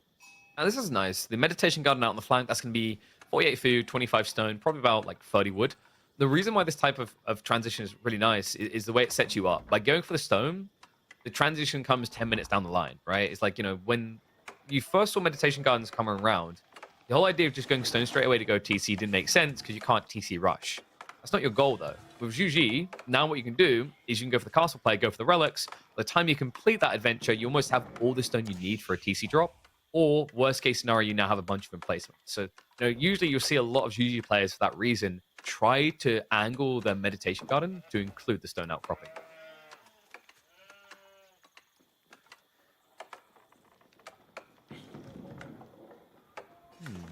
So I wonder, Scarlet Devil, opening here, most likely one would be Stables play. Judging by the amount of gold and wood, that's definitely what we should be heading for as Pro Scouts. And when you look at the other side, you can almost guarantee Muhodo's doing the same. Being at 210 gold already is a giveaway. So this is going to be a Pro Scouts race. The nice thing for Order of the Dragon is it's the one unit production race where they don't, by default, just lose because they're so slow. Unfortunately, you're against the Civ that can pump out Scouts a lot quicker. It's going to be interesting when both players go for Pro Scouts. It kind of takes you back to those very, very old Lytical, days. it's not interesting. Don't say that. This has been my life for the last 3 weeks. the setup itself is intriguing in a way Hmm. that when it's a race, you really have to be on your A game first and foremost. And the big problem with double pro scouts is kind of what I highlighted in game number 1. If you go pro scouts, you want to get more than 2 packs of deer, but that is so difficult when both players are playing that that kind of a build. Well, the interesting thing is, like, when you actually break it down, 2 packs is more than enough to justify the investment, right? So, like, you're spending 150 wood on stables, and let's say you're adding, let's say, an extra 4 scouts in, right? That's 70 pops, that's 280. So far we're up to 430 resources. Then pro scouts another 350. So our total investment here is 780 resources, right? And a decent chunk of that is coming from safer resources, wood and gold. And in return, if I only get 1 deer pack, that's 2,450 resources. If you think about the way early mid game goes, food is actually the most valuable resource because gold and wood is bountiful near your base. So that's why you've seen this transition. When they done that quality of life change that made pro scouts a bit easier to pick up, drop off, it just felt like a dead brain giveaway that we were going to be leaning pretty hard into this meta. I say it in hindsight that it seemed like a dead brain giveaway. Like, the reality is most of us didn't see this coming, but we have literally reached the point, Leticore, where every single civ at the start of the game will hover over that pro scouts icon and consider it. Well, for now, it's going to be a slow start. Spearman now coming out for both of these players. But it's just going to be that straight build where they both go for their own deer packs. Apparently there might be a little effort here from Muhodo to try and yoink some from the other side of the map. In fact, he brought in a couple of carcasses. It looks like it's only his spearmen heading to the other side of the map. So he is going to focus on taking in his own deer, but also try to contest the deer packs on the other side of the map. Yeah, and it's a pretty powerful play that you got, right? Because you can just zerg out the initial troops. For Order of the Dragon, it's just so difficult when you try to mirror like this with spears, but he has to mirror spears, right? Because if he just naturally went archers, there is a real possibility your opponent would have opened double horsemen. So it looks like Scarlet Devil is going to be the one a little bit delayed. He switches the men-at-arms, which is a smart read. But that's still going to delay his initial pickup point. Meanwhile, there's no real harassment on Muhodo's side of the map. Yeah, I think that's a bit of a worrisome detail here for Scarlet Devil. Muhodo being able to bring out 5 spearmen means that he can do a lot better job just harassing and denying this influx of deer carcasses. And on the other side, you're really looking at one single... well, it's a gilded spearman, but it's still just a single Hey, that unit. man is Leonidas. Don't you dare devalue him. All right, look at the way he runs away majestically and athletic. Yeah, he's really getting his ass kicked. Oh, Yeah, he has got now, a friend. Man-at-Arms is this... What is this scout doing? That must have been a misclick. There's no way Yeah, this- he's walking home. I'm confusing He's colors. walking home. I'm confusing colors, yes. Indeed. Muhodo is Yeah, trying he's to wearing deer from red. the other side there. Yeah, he immediately came over here and dragged away, right? Because that's just then a value play for you. It's also just kind of valuable the fact your opponent has gone men-at-arms. You can see the goal on both sides is to get castle as quickly as possible. But this is now a lofty investment. Scarlet Devil even going back for a second MAA. And he's going wheelbarrow. He's getting blacksmith upgrades as well. He's definitely delaying his castle age here compared to Muhodo. This is Definitely getting a weird. change up. Yeah. It looked like a race to castle age for some time, but it kind of feels like Scarlet Devil is doubling down on feudal age at least a little bit. He's still going to be heading towards castle soon, but he's definitely investing more into this feudal age play than his counterpart does. Yeah, it's a very different approach. The build that I've been seeing a few weeks back start to come in this particular matchup looked pretty good, was like you can go 2 TC, and then you play a little bit of feudal wall training castle, right? Like Juju is always going to beat the castle, but then you have better economy. Well, this build that Scarlet Devil's gone with, like there's no attack point. If he wanted to make this type of play, it feels like Horseman Opener would have been a lot better, because then he could be on the enemy side of the map, poking at the gold, forcing outposts to be built, things like this. Instead, he's just reacting to what Muhodo is doing, and he's reacting on his side of the map, far away from where these Shaolin monks are now going to be rushing relics. Yeah, it's a concern for Scarlet Devil right now. He has 2 men-at-arms, a single spearman out there, very, very slow. And Shaolin monks will be very quick when it comes to collecting those relics. Most of those are situated mid-map.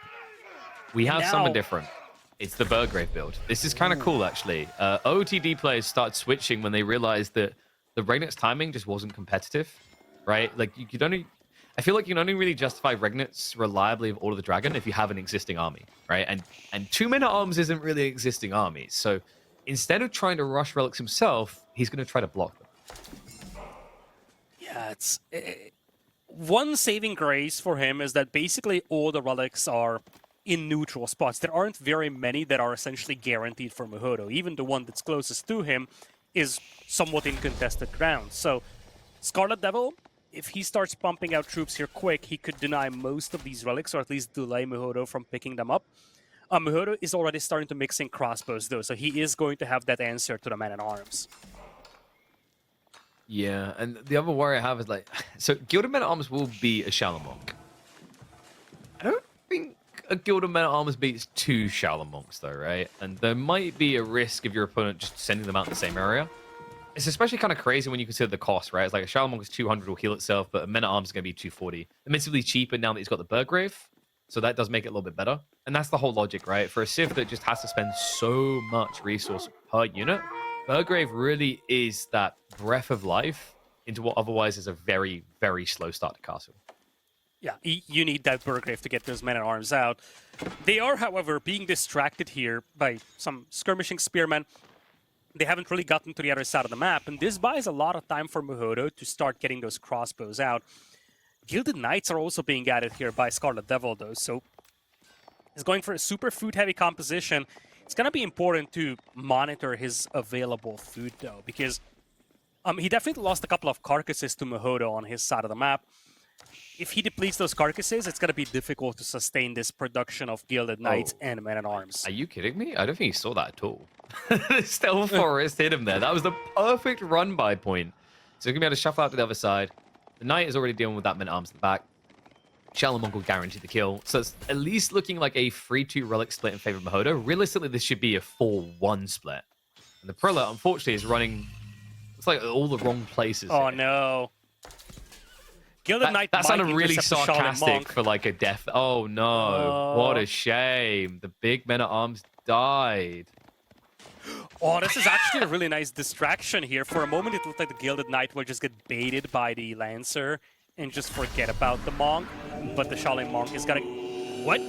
Yeah, but there's I more think he could coming. have gotten the kill. No, it's tricky. Remember, Shallow Monks are really, really tanky. They don't die as quickly as you think, especially with the 2 melee armor. So the clash is going to come in. The crossbows on the back need to be targeted first. The Knight is going to peel for that. But that means the Monk is walking home safely with the goodies. This is huge. That Bololo is saving this Monk out here because the Knight could get sniped here. And Knight could get his ass kicked by a guy, an old man with a stick at this stage. If he just... if he realizes it as well.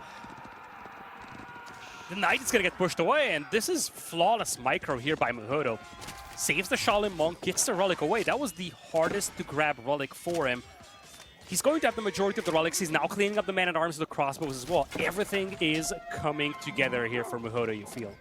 Yeah, and look at the his gold resources. I mean, the other thing is the Golden Cuirass is kind of looking at it's not doing enough. And that resource haul right there could easily now just be Pagoda play from Yuan.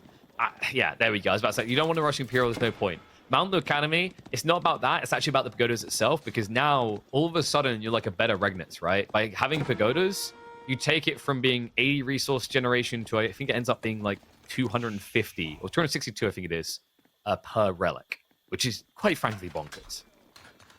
It is, especially when you consider that he already has 3 relics secured, and I think he's got some more coming back. The UI isn't showing that, but I'm certain, well, we don't have any more relics out there. I mean, he literally has all relics, right? This is a 5-relic game. Thank God Scarlet Devil didn't go Regnitz, is what he's got to be thinking right now. But, you know, he does still have a shot at winning a fight, right? We've got a lot of Men-at-Arms. We've got Gilded Crossbowmen. He's even switching Gilded Archers. Kind of intriguing. Usually, like, at this stage, unless you have a really good reason, such as Zhuge, it probably feels better just to keep building the crossbows. That's the saddest monastery I've seen in a while. Scarlet Devil had to make a monastery to garrison the relics, but he didn't get a single relic, so right now you just have a monastery that's standing there for nothing. I mean, there's probably lots of monasteries that are pretty sad, right? You know, like, I don't think many people visit them anymore. There's probably like an act of celibacy that has to be taken. I mean, a lot of us do that anyway, but that's so we can game. I don't think they even have a Wi-Fi up on those things. Well, one thing to highlight here, though, is Scarlet Devil still has, again, 10 men at arms. He's getting some Gilded Archers, Gilded Crossbows out there, but you feel like Muhodo is now sitting back and just waiting for his opponent to make his move. He knows fully well that he's got the advantage with 5 relics in hand. Yeah, you can pretty much just park and say, come to Papa, right? Like, he literally just got, yeah, you see this, right? He just got second Castle Age, and look at his resource, and now he's buying the 600 resource Feudal Lambert. Still, look at his resources. Yeah, exactly. At this point, Muhodo is just like, okay, come for me. What are you going to do about it? I got 5 relics. I can do whatever I want. And it makes a lot of sense because if you're Muhodo, you might not want to challenge this army mid-map or close to Scarlet Devil's base. But frankly, you don't have to. You just got to wait until these guys move in. And this is a slow-moving army from Scarlet Devil. If Scarlet Devil attacks Muhodo's base with this, he isn't really going to have a chance to pull back. Yeah, I mean, this is his big kind of like hammer at home moment, right? If he's going to make it work, it has to be now. He's aware he's lost the relic game. He's aware that like playing late game is not really sustainable here. The difficulty is you're going to have to run into defender's advantage. The good news is usually don't really want to have to build Nest of Bees against Order of the Dragon. They don't kill quick enough. Bad news is if Muhodo sees that you're leaning very hard into ranged, it actually does become an option. For now, Scarlet Devil is thinking twice about this. Love this little skirmish with Muhodo. He's got a couple of Lancers and a couple of Scouts here as well. He knows fully well where this army is at. And for now, he's just trying to buy time to get some more crossbows out. He has seen this composition. He sees that this is mostly just men-at-arms. I don't think he's seen the majority of the archers yet. But still, he's at 26 crossbows, 14 spearmen as well. The spearmen are actually a little janky here if you think about it. At the end of the day, he's only facing a single Gilded Knight. The thing is that Gilded Knight hasn't really had an opportunity to raid at all, right? And it feels like Scarlet Devil is really just bulking for this one big Urara push. And the problem is it's taking so long, we're getting those Nest of Bees, right? And this is now turning into a classic Chinese defense strategy, right? Sit in your base, lob a lot of troops, make them come in, and then wipe them with siege. Yeah, I think if you're Scarlet Devil, you kind of have to do this. You need to make one decisive fight happen. This game isn't going to be sustainable when you're down 5 relics. At the same time, the more he delays, the more his opponent is able to build up his troops. And this is the frustrating detail here for Scarlet Devil. He knows he needs to go, but he needs to build up those forces, and while he's doing so, his opponent is doing the exact same thing. Nest of Bees are now coming in. You've got 34 crossbows as well. Horsemen are also being mixed in by Muhodo. I think we're getting to the stage where Muhodo is going to start sending in small groups of cavalry to raid. He's getting the flank secured, and it looks like we might be heading into that one decisive fight. Looks like Muhodo might have had enough, and he's just saying, okay, come fight me. I'm confident that I can take this fight in the middle of the map now. I mean, when the walls go up, he's safe. He's even got granaries coming behind this. We do have scale armor on the way for Scarlet Devil. Really solid against Zhug. It's still okay against crossbows, but it does absolutely nothing against mass Nest of Bees, right? So the more that Muhodo goes towards siege, the more that Scarlet Devil's comp seems problematic, right? Like, you know, if you have a look at those units there, Lidicor, would you like to point out the one to me that runs to the back and kills siege? The one Gilded Lancer, I think that's the answer. That's why he built him. That right there is King Arthur. I feel like he's going to be minced meat very quickly, though. Hey, I'd ask for a raise. If someone came and went to me like, your job is to destroy all the siege, I'm like, dude, am I getting paid enough here? I mean, I know it costs 480 resources, but you should be paying a lot more for me if I'm capable of that. Muhodo is playing a very slow and methodical game here. He's really not rushing anything. He's now getting the walls complete. He's going for the sacred sites. I actually like that he's doing this. He really feels like he's being super cautious just to make sure that he doesn't throw away a game that's looking really good for him. I mean, there's no rush, right? Like, you're seeing a 10 eco lead. Obviously, it's not really that because OTD villages are better. The pagodas, what did I say? I'm pretty sure it's 262, which means each relic is worth 6 villages. That's pretty bonkers. And you can obviously only get 3 of them, but it's still good enough. With the granaries coming as well, you're just going to start to see a lot of food pump that's going to allow them to get these cheap cannon fodder units, like the Spearmen, to buy time the fights. But Muhodo needs to slow down. The Nest of Bees aren't here yet. At the same time, that's 5 Nest of Bees, and I don't know if Scarlet Devil saw the 5 Nest of Bees out here. That's the wrong I thing don't to think hit. he did. No, the Nest of Bees need to hit the back line, though. They get the bonus damage there still. So there we go. Staggered formation. The Gilded Archers are being focused upon. Crossbow count should, in theory, be good enough to hold this, but the problem right now is Muhodo isn't stepping away. Because if he does, the Nest of Bees will get sniped out. So pretty much just taking a punch to the face here. And the spread from Scarlet Devil is going wide enough that the Nest of Bees aren't mopping up immediately here. At the end of this fight, it should be probably about 3 Gilded Crossbowmen against 2 Nest of Bees. And Scarlet Devil doesn't like those numbers. He's going to back away. Given the circumstances, this is a decent fight for Scarlet Devil. Like, he actually thinned out the numbers from Muhodo quite a bit, but even-ish trades are not necessarily ideal. The destroyed value is kind of neck and neck. It's worse than that. Think about this way, Lidicore, right? Like, the Nest of Bees just crotch stomped you. Now look at what Scarlet Devil has, right? Yeah, but also look at what Scarlet Devil has. He's finally trying to add an Horseman, but like the majority of his army is now still counted at the tail end of that fight. Exactly. It's also a very beaten up army. Scarlet Devil took a lot of hits from those Nest of Bees, so sure enough, he's got a bunch of archers, but I think a lot of them are heavily damaged. And that's a tricky thing. Like that especially matters if you somehow get to 200 pop in this game, because the thing that I've noticed with Order of the Dragon, where they suffer the most, is their reproduction rate, right? And why that's a big problem is because we mentioned in a previous game how healing's OP at 200 pop because you top off everyone. It's a more extreme negative for Order of the Dragon if they're injured, right? Because it takes their unit so long to die. But it means when they finally do, there's a giant gap in your army for a very long time against a Zergy civ like Juji. And now Muhodo is just securing Sacred Sites. I think after that previous battle, he's going to be a little bit more cautious once again. And he doesn't need to rush. He is securing the mid-map area, securing the Sacred Sites. He actually is gathering stones so he can drop a keep. I would love to see a keep mid-map. Just smack down in the middle of the map right next to that Sacred Site. And again, just play that map control game. He's actually up by 15 eco now. Of course, again, HRE villagers. But at the same time, you are sitting on 5 relics and 3 Sacred Sites. When you look at the overall resource income, it is just so much better for Muhodo. And we actually have herbal medicine coming in, so Scarlet Devil's going to be healing. I think one thing that's missing, I don't think he ever got Inspired Warriors, right? Inspired Warriors is a pretty big deal. It's not going to help you that much against Nest of Bees because armor is kind of irrelevant. But it's still going to allow you to kind of burst through that front line a little bit quicker. And now the raids are coming in. Beautiful wrap here by Muhodo. He might not get a lot of kills, but even just forcing idle time and stretching out the defense of Scarlet Devil is what he needs. It looks like most of the villagers will get away, but I mean, so much idle time. All the villagers get away because these things... You'd think the horsemen have plastic swords. It's more just these guys are basically made of steel and metal, right? They're pretty much the Cybermen of the AoE 4 world. Uh-oh. Nest of Bees will be very happy about the clumped up villagers, though. Don't mind us. We're just checking that you're still awake. But we can fix that. Maybe a little bit of Eternal Slumber here. Way too much focus fire. That was actually good micro from Scarlet. Notice which one's going to be attacked. Moved everything else wide. We've got a concave now. Muhodo doesn't have an insane amount of front line here, so the crossbows are going to have to fulfill that role again.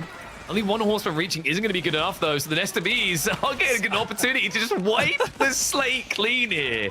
Scarlet Devil, like, look at the damage. Imagine how much more painful this would be against Chinese Nest of Bees with 50% more health. These ones just seem unkillable. You get so much firepower that even good splits isn't going to help here for Scarlet Devil. He's standing and fighting, but again, the raw firepower is just too much. There's going to be a second layer, and yeah, Muhodo is like, get out of my game. I am going to be moving on to match point because finally he is done waiting. There is nothing that Scarlet Devil has to stop this. Those Nest of Bees can start opening fire to the Burgrave at this point. Yeah, honestly, if anyone's tier list has Juji in the B tier, they must have like misspelt the B tier, right? This unit in the right circumstance is oppressive. GG comes out. Muhodo will be moving 2-1 up, 1 game away from eliminating his Chinese opponent here and keeping his dreams alive, and a matchup with Anatan to come. But before we get to that, there's still potentially 2 games to go, and I gotta say, you know, Scarlet Devil, although this series, I think, began in a really rough way. Game 2, obviously really good for him. Even Game 3, I think there were signs of life at moments there for OOTD. But essentially, like, the issue I think we come back to is the opening play, put him on the defensive, and it didn't seem like Scarlet Devil once was able to take control of the game from that point. I agree. I think I don't like calling games early, but the reality is that this game felt almost impossible from Scarlet Devil from the moment he lost out on all 5 relics. Yeah, and you know, it's interesting. You might go, oh well, yeah, but he didn't have Regnets. Doesn't matter as much. It does because of just how good Juji are at using these relics, right? I actually think Juji are better at using relics than HRE. You can argue that you get more gold as HRE, sure, granted, but the resource burst across the board that you get out of Pagoda is quite frankly insane. I still can't believe how well this initial fight went, right? That last, like, you're not a normal monk. I'm gonna have to leave. But this is kind of the monk at S point because also the other thing is when you try to wrap around, notice that he doesn't just go east side because that sacred site is also a body blocker, right? So it just takes way too long to circulate around the backside.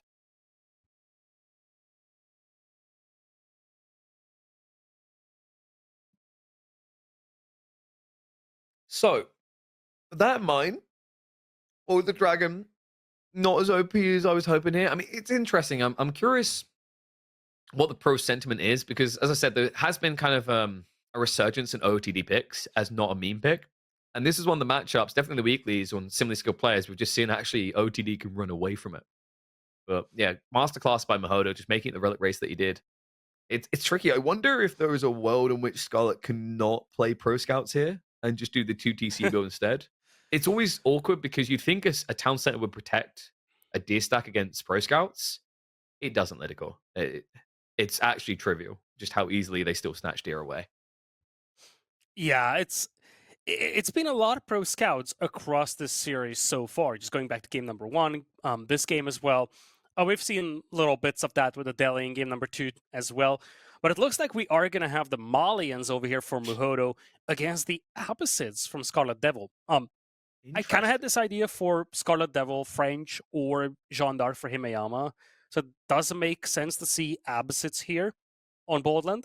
But one thing I want to say is that I absolutely love Malians for Boldland. The thing is that at the beginning of the game, you can play rather compact, Yeah. and you got to start moving out once you get to that 10, 12, 15-minute mark. And the Malians leverage the fact that they have a very compact eco so well on a map like this. All other players will have to move out and secure additional resources.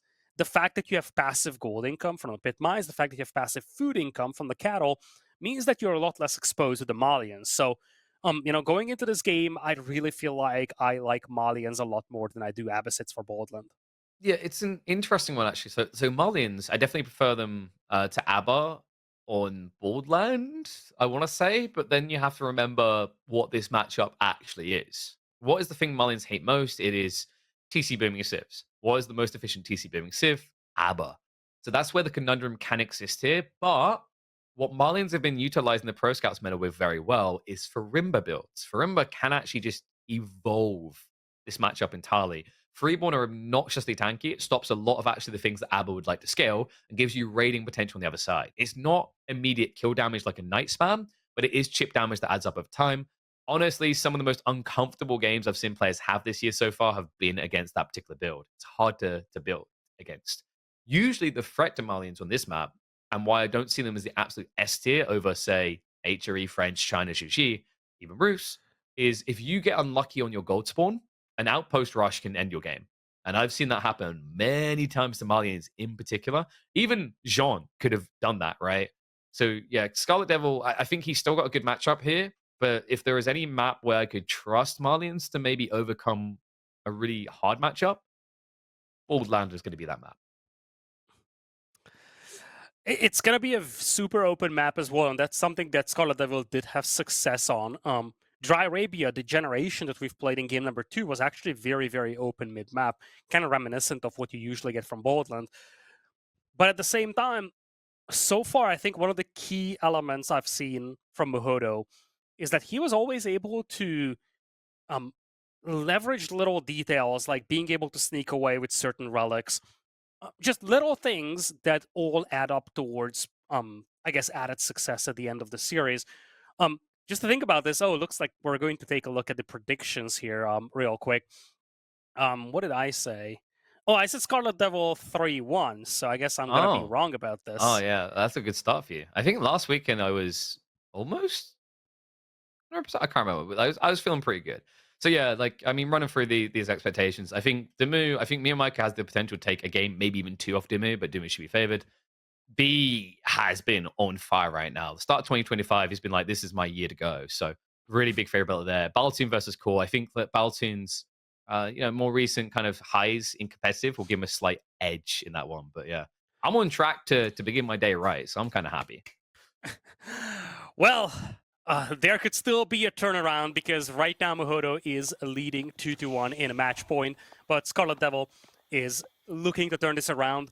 This could be his final game in EGC Masters Winters if he ends up losing here. Muhodo with the Malians in blue, Scarlet Devil with the red Abbasids. And this could be a statement game, Lidical. It's not just about these players being on the verge of their biggest achievements so far in ST tournaments. It's the fact that this matchup is meant to be the bee's knees for Abbasis, right? 2TC, what do you do as Malians? You hate TC booming Civs. They ruin the Fulani plan. But what the statement could be from this game is move over Fulani and move in Farimba. We've been seeing a lot of it more recently, and this is one of the maps where it most frequently comes out because of how much food Pro Scouts offers up. There is a total of, I believe it's 34 deer on this map, which is higher than the 28 standard you'll get on Dry Arabia. Oh, it certainly is, and I really wonder how the early game is going to shape out here for either of these players. One thing I've noticed with Scarlet Devil in essentially all three games that we've seen is that he's leaning towards slower starts in general. You go back to game number 1 with the HRE build, game number 2 with the Japanese fast castle style opening, and even game number 3 with OOTD. Some of that is civilization specific, but so far the trend has been that Scarlet Devil always goes into these games and he's not playing super aggro feudal. He's more like early Castle Age timing based. Yeah, I mean, and the thing for Scarlet is like this matchup, I think you want to try to extend the feudal age, so your goal here should be to open with a little bit of pressure. I think you can still do 2TC, but military wing can make a lot of sense just so you have those opening units to poke, because you should know what Marlin's going to do here, right? Like they're going to be optimizing around getting the Pro Scouts play online as quickly as is humanly possible.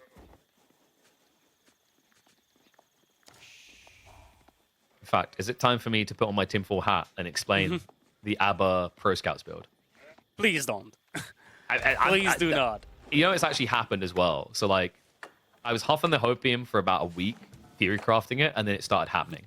So there is a build that you can do with ABBA to Pro Scouts as well. It's just, I don't think you want to do it against Marlians per se. It's Culture Wing. With Preservation Knowledge, you can kind of justify Pro Scouts play. But no, it is going to be a military wing opening. Really good because we've got the Fort Golds.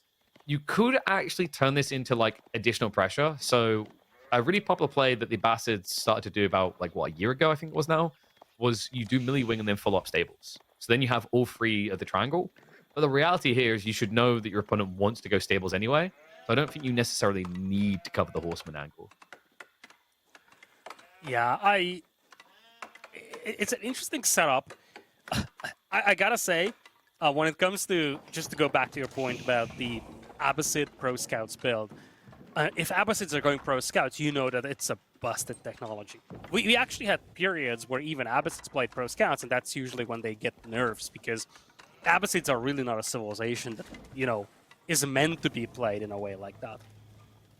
Yeah, it's kind of weird to think of ABBA as like an aggressive, oppressive civ, considering their eco-booming roots. But like they do have a lot of things that can lean into it, right? The efficiency of their economy allows them to actually be better at military spamming, with cheaper villages, with the Golden Age buffs.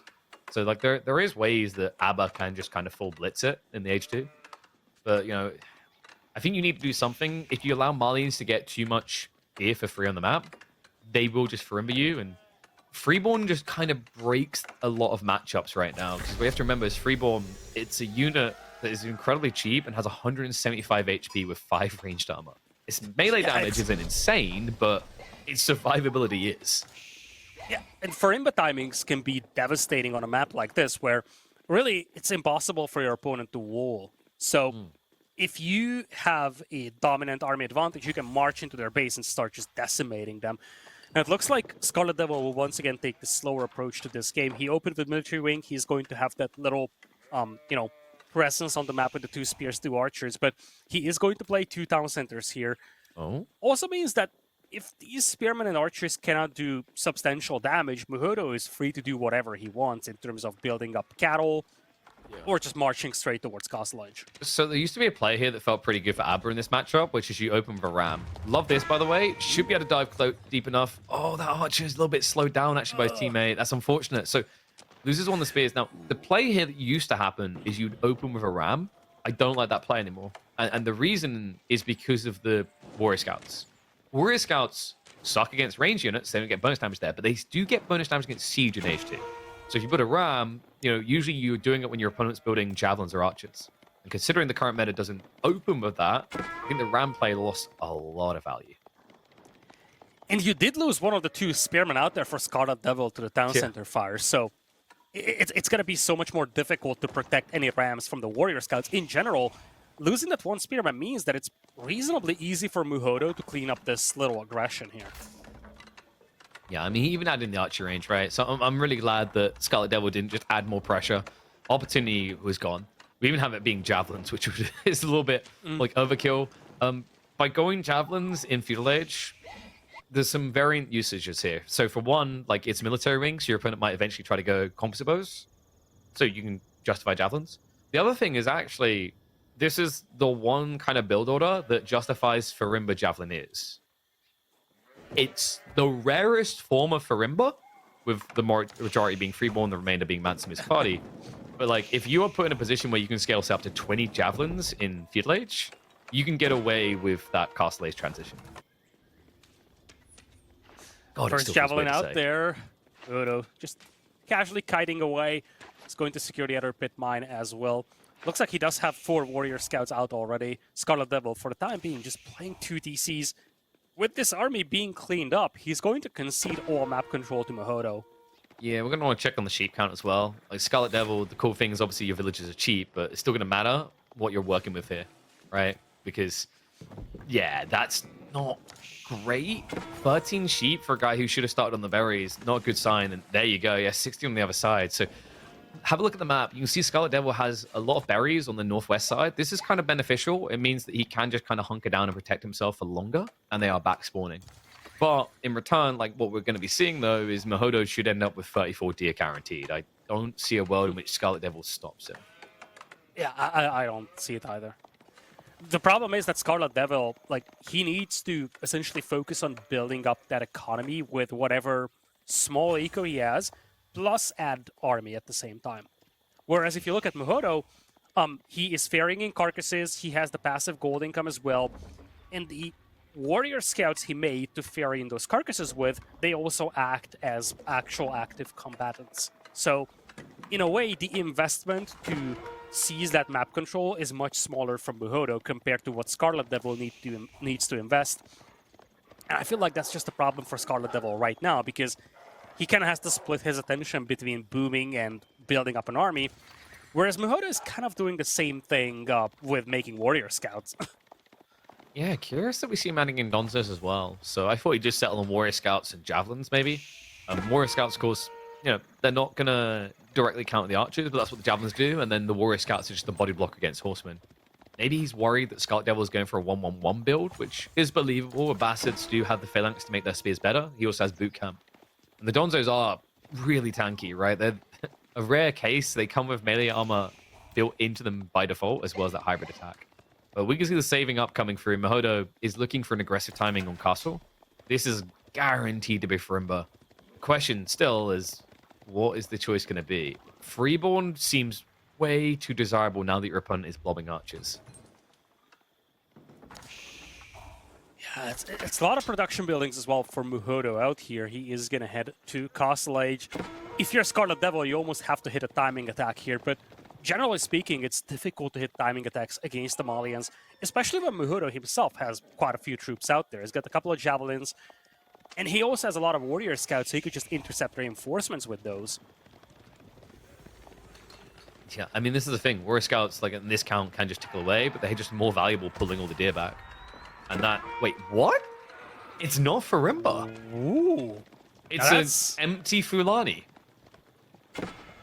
That's an interesting choice. He's got a lot of production buildings out there, but it's definitely surprising that we're getting a Fulani up here. Scarlet Devil is going to spot the age up here. He's looking to bounce at the same time. He doesn't really have an overwhelming army advantage over here. Warrior Scouts get caught in the crossfire over here as they're ferrying carcasses. All right, this is just weird. I mean, Muhodo, he's going to get the upgraded army, but this is really, really weird. It's not like the classic, oh, you don't have 20 villages extra yet, Abbasids, so Grand Fulani's better. There is nothing for it to be better for right now. He hasn't even spawned a cow yet. The only cow we have on this broadcast is literally behind the camera. Javelins building up, but it's not a lot of production on the army side for Muhodo either. He's got 0 units in queue right now. Yeah, so empty Lani complete. I mean, you can't just rush cows now. That's the thing. If you add in cows now, you're going to get killed, right? So this thing is going to remain empty for probably at least 2 minutes. Now, just looking at how Muhodo usually plays these games, based on the previous games that we've seen in this series, you really see that pattern where Muhodo likes to play for longer games and just likes the longevity of many landmarks. So, fair enough, if this game goes longer, then Grand Fulani will come online, but right now it just feels so lackluster. And now you look at Scarlet Devil. He has a 15 eco lead. He's actually torching down a lot of houses, making these pit mines a little weaker. And he's about to get the Castle Age himself. Yeah, and this should be like what, military wing? Now that it's Fulani, sorry, he went military wing already, didn't he? So yeah, he's got military already. Is he gonna have to eco? Because my thought here is he doesn't have enough food long term, right? But like realistically, I kind of feel like you need culture still to get your techs a bit more aggressively. Yeah, I would think culture. I think you kind of try to just like speedrun this whole thing. Now Muhodo is doubling down on production. He's getting some sofas going. He still has a respectable food income, but just to highlight the problems that Muhodo is facing, he needs to take this gold mine to the front. He needs more gold than the passive resource income. And now this gold mine is being challenged here. Scarlet Devil has to pull back, though, and this is a bad timing for Scarlet Devil here. He's just now aging up the Castle Age, and now he's facing a full Castle Age army. I mean, with sofas coming, I'm a little bit worried. He has at least got the walls on the way, but they should be able to potentially intercept before full walls go up. Scarlet Devil, I mean, he's not going to have much of an army standing at that point, right? Like, it's already down to just 13 archers, soon to be 12. For Muhodo... And the walls aren't complete yet. The idea to make these walls was good, but it's an expensive set of walls, and if it's not complete, it's useless. I mean, it's expensive on time. That's the big difference. In Season 8, that would have been complete, right? All this would have been up. Like, you can see how big the difference is in build speed now. So with that opening, Muhodo can just camp it. He's flooding more sofa. I don't think we have ranches added in yet, which is a good thing here. He needs to inflate sofa count and start doing eco damage. Yeah, once you have those sofas out, that's going to be a bit of a challenge for Scarlet Devil to deal with, and now there is a breach. Goldmine is contested from Scarlet Devil, which is just so bad. Every time you hit an age and you don't have access to gold, you simply cannot afford the new decks, and right now Scarlet Devil is sitting on 300 gold only. No, he's not going to be able to afford veterancy upgrades. Yeah, look at where the veins are. Because he got the double berry back spawn, he didn't get the back spawn on gold at all. So, like, he's just kind of stuck on trash tier units. He's building a spears, which actually can work here, considering your opponent went javelins. Javelins aren't going to clear you fast, right? But he's going to need a lot of food. So we go back to the issue of where the hell are we getting long-term food? Eco Wing is great 3 minutes down the line, but how are you meant to make a farm transition when you're being pressured? This is looking so grim now for Scarlet Devil. I don't think Muhodo optimized this the best way possible, especially with the Great Fulani Corral. This is really weird. It was a weird game, but the timing of this attack still works out. And now like, he's pressuring the gold mine. The easiest way to think about this is this game could be over before he sees any real value out of Fulani, right? Yeah. I think this game is going to be over one way or another before he gets value out of the Grand Fulani Corral. The veterancy is coming in for the archers for Muhodo, or for Scarlet Devil. He has no more gold right now to get more upgrades. And he's facing 6 sofas, warrior scouts, a couple of javelin throwers. I feel like veteran archers would just not make a difference here. I mean, he needs the other techs, right? Until he can touch the gold, that's problematic. You know, I think he may have got boot camp, but composite bows is more pricey at 350 gold, so has to fix that gap. And in the meantime, we do have Musafadi in the way. The funny part is I think Muhodo is thinking too far ahead. Like, his opponent doesn't have gold access. His plan makes sense if Scarlet Devil could actually afford to build golems. But right now, this is the trash comp army. So what you need to be doing is building the trash killers, i.e. javelins and sofas or archers and sofas. Yeah, quite a few villager kills on the side of Muhodo as well. He's killed 9 workers, make it 10 with this villager falling. So at the end of the day, there is still a nominal villager lead for Scarlet Devil, but he is forced to make a farm transition. It's going to be expensive. It's going to be time-consuming. He has conceded all map control. And at the same time, as we all know, Mali and Eco just gets better and better as the game goes on. So Scarlet Devil is kind of on a timer here. He's got full Spearman, full Archer comps. It is going to be reasonable against the sofa-heavy composition like what we're seeing from Muhodo, though. Like, Muhodo isn't making the most optimal unit against this composition right now. And this is like the classic, you have all these villages, but handshake now what moment, right? Like, the last of the berries is about to be munched. Then he's got the south side ones. You know, it's great to have 70, 80, 90 villages, but they need something to do, right? Like, you can't just have them standing around. It's not like a head count here, right? It's not like a cow under a Fulani. You don't get paid for existing. So he needs to actually find a way of breaking out of this stranglehold that Muhodo has him in right now. He has got a bigger army, but now he's really starting to lack in the mobility department. Yeah, that gold mine needs to stand for Scarlet Devil. He needs that gold. Now he's securing it, and he's getting the veterancy upgrades in. He's getting phalanx in. So Muhodo's momentum is kind of shrinking here. The army count is getting better and better for Scarlet Devil. Army value is still light years better for Muhodo. Forward workshop here in the tower as well. He just wants to keep this breach open. Finally, some cattle is coming in, but again, it takes so much time for Muhodo to build up that cattle now. Yeah, he needs a lot more than this to keep the sofa pump going. At this rate, those 3 cows are going to be exuding blood, not milk, right? It's just, there's not enough food to get that pump higher right now, which is why I think you're seeing Muhodo switch Siege. He realizes he needs more efficient trades here. We are getting to that 15-20 minute mark where players start running out of safe resources near their bases, though. And this is the timing where you really need map control. This map is all about that. You need to have that map control when your base runs out of resources. And right now, that is Muhodo. Muhodo has all the map control, and he's just posturing units in front here. Look at this. Scarlet Devil needs to send 12 villagers to that front wood line. If Muhodo gets line of sight on that, he can just shoot at the villagers from the other side of the wood line. Yeah, I mean, there's not really much else you could be gathering right now, right? The reason why Scarlet Devil's gathering here is because of that lack of momentum we talked about, right? He can't shift his army north and south easily. So he kind of needs to keep his economy together in one location wherever possible. And because he made that choice to go gold north, this has now locked him in this direction.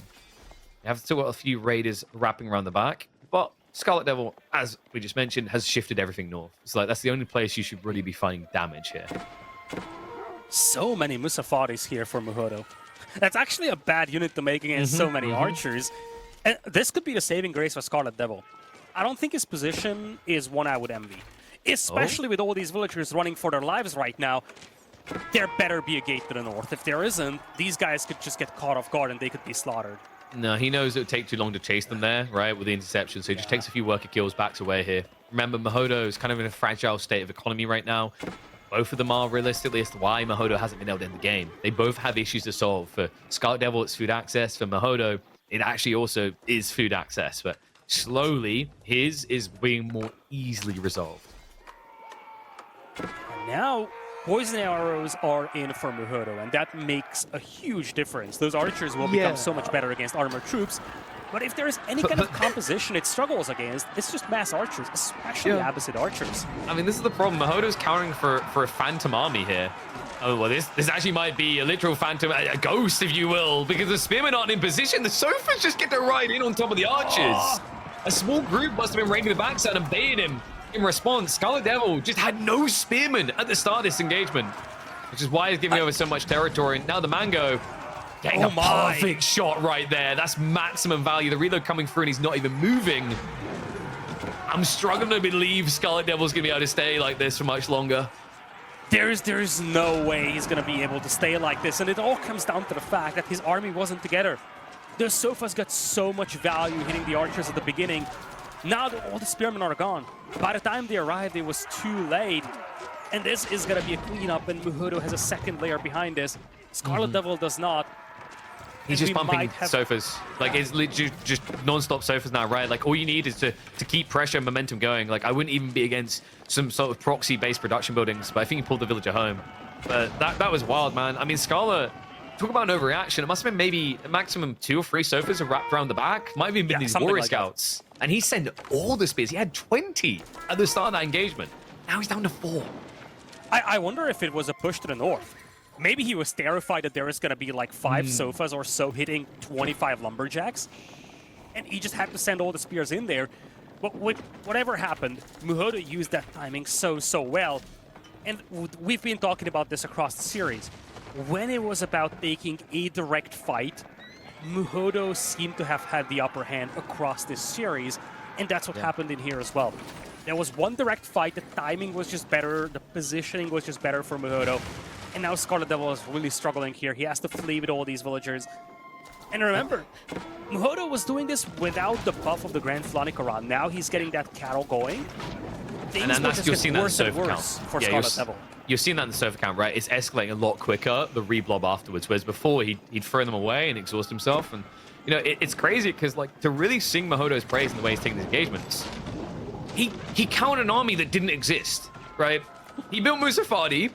He scaled archers, which can still work here, but like the whole idea of poison arrows is once again, oh, there's going to be like, you know, there's going to be armor here. There's 0 armor. And yet still, he's able to strong arm his way in like this. Scarlet Devil does at least have farms set up now for that longevity, but he's starting to get starved off of gold. Southside is also getting raided, nothing being gained for free. Meanwhile, Muhodo getting plenty of food for free now.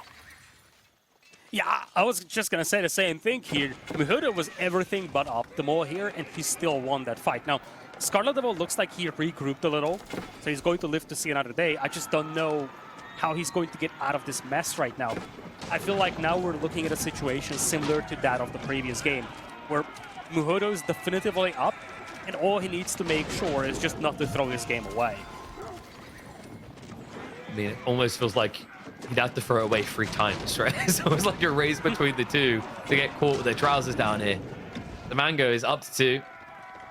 Raids coming in. That's a lot of villagers. Yeah, you're going to have to shuffle away. There's a lot already dead. I mean, you're going to see the entire eco lead shrink because of this.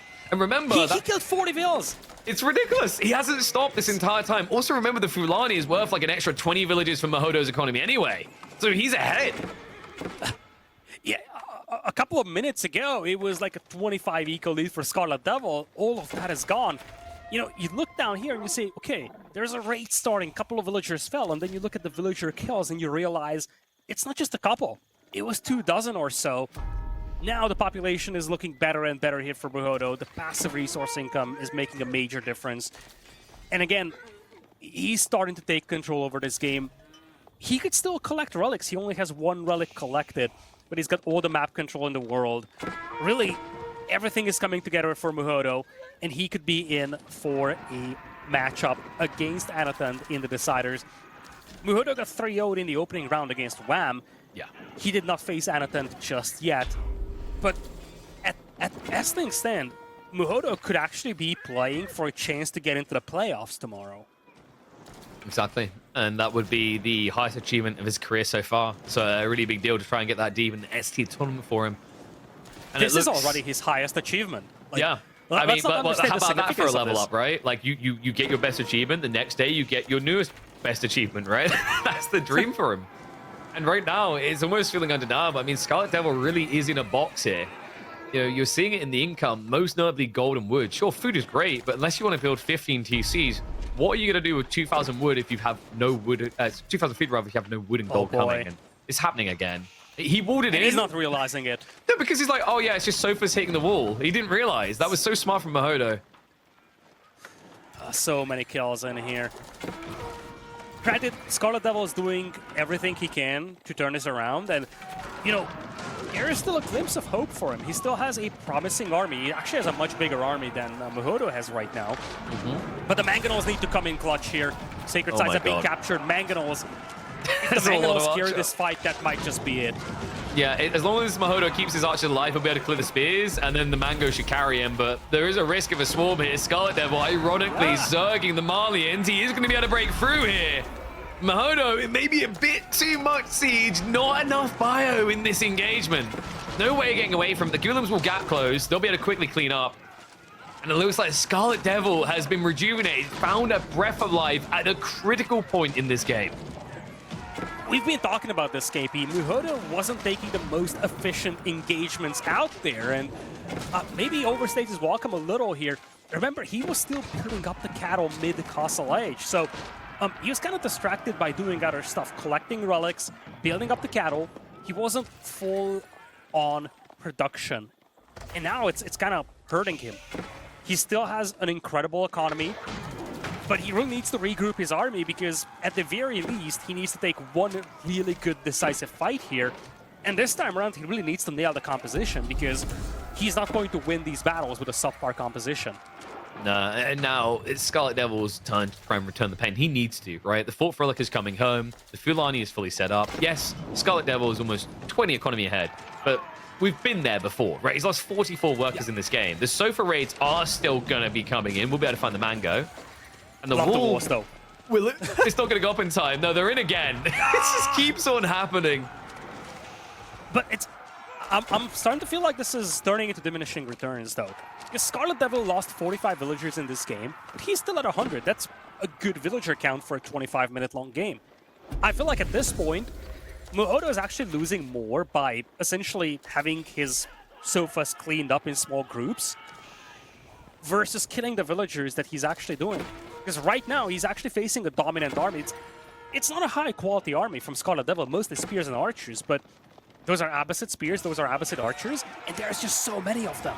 He's trying to buy time. That's what he's doing with that small raid group. He wanted Scarlet Devil to defend, but instead, Devil, he marches in. However, he doesn't bring the entire army. Yeah. There's no win in this fight. He has to back away. The front line just melted in the face of that. Musafadi, just a pristine answer to what was starting to be a gradual Gulam switch. And again, the spearmen just weren't there in sufficient numbers, so the sofas can tank so much damage. And Muhodo lives to see another day here. Sacred Side Victory is actually counting down here for Muhodo. He's getting more sofas going. Sofa plus Poison Arrow Archers will just dominate this composition here. The value, the army value is actually so much better for Muhodo. He's outnumbered 2-1 in army count, but the army value is pretty much neck and neck. Yeah, and here's another interesting thought for you. Scarlet Devil worked his ass off to finally after all this time, complete that full wall in.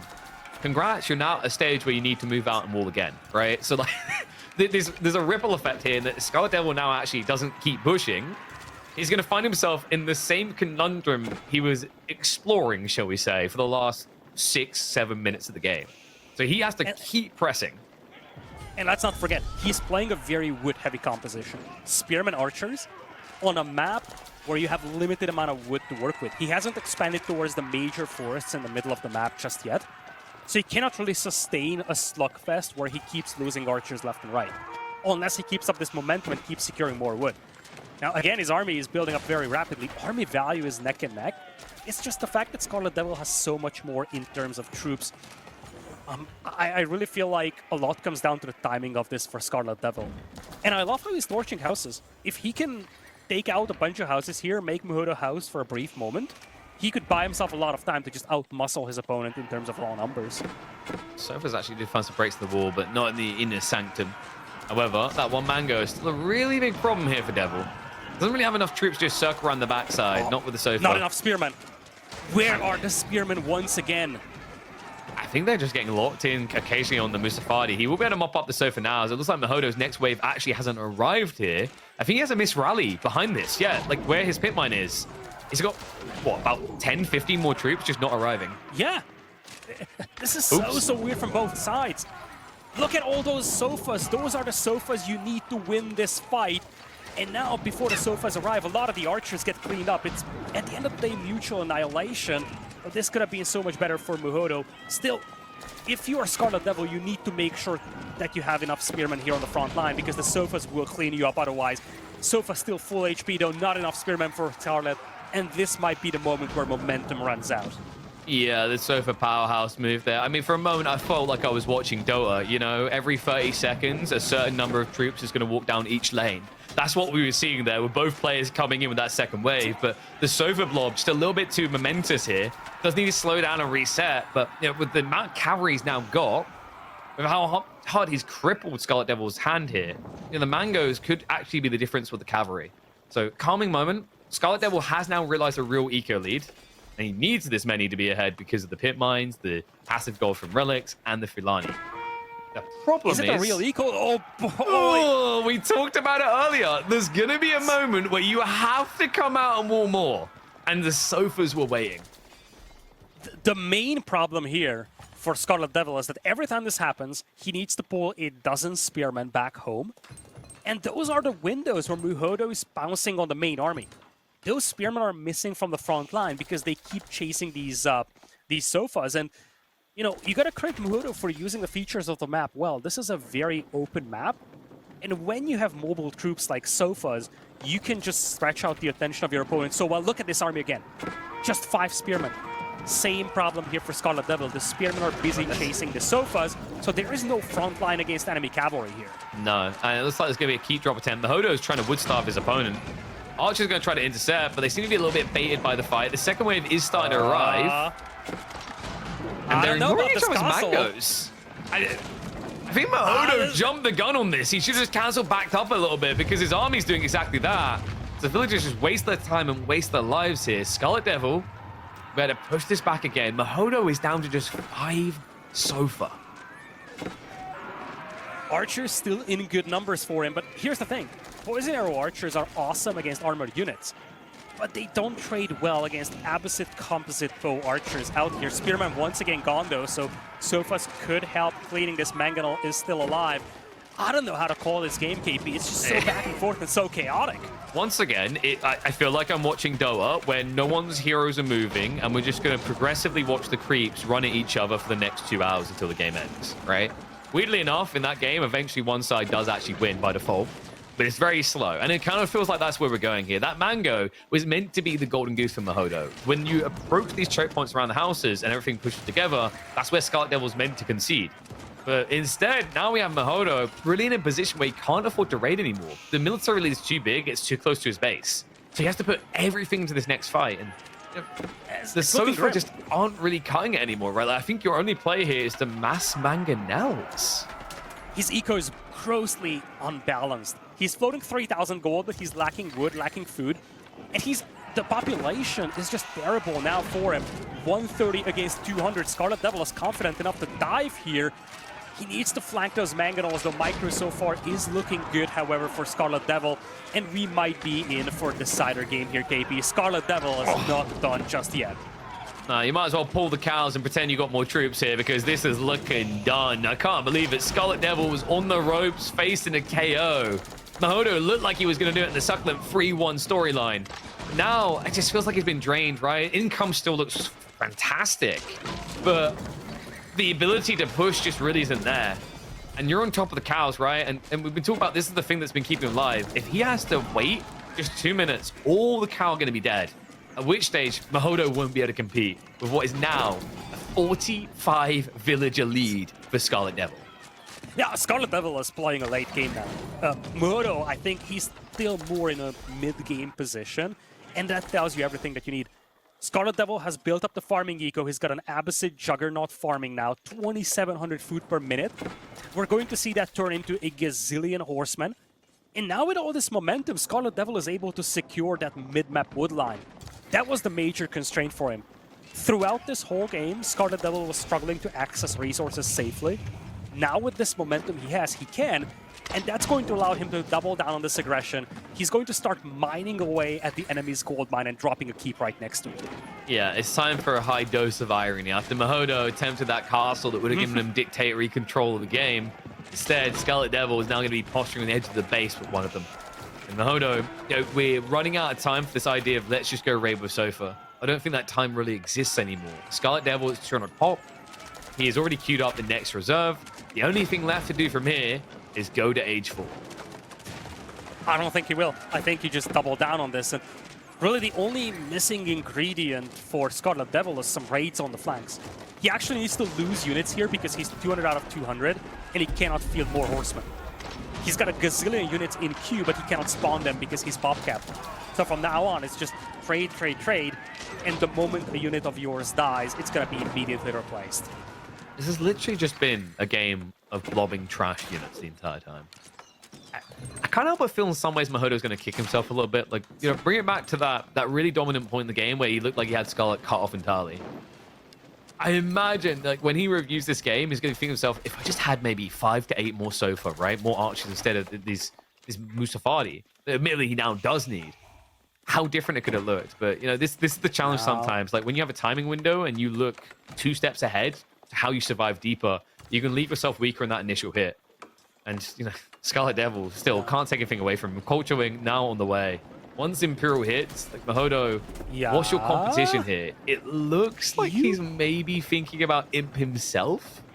I'm actually thinking that we're seeing another momentum switch here, KP. Notably, Scarlet Devil has a lot of aggression potential now, but he hasn't challenged that, essentially, that resource depot to the north. Muhodo's villagers to the north in the wood line are completely uncontested. He's about to move there just now. He's aging with the Culture Wing, 115 left, but Muhodo is going to do the same thing.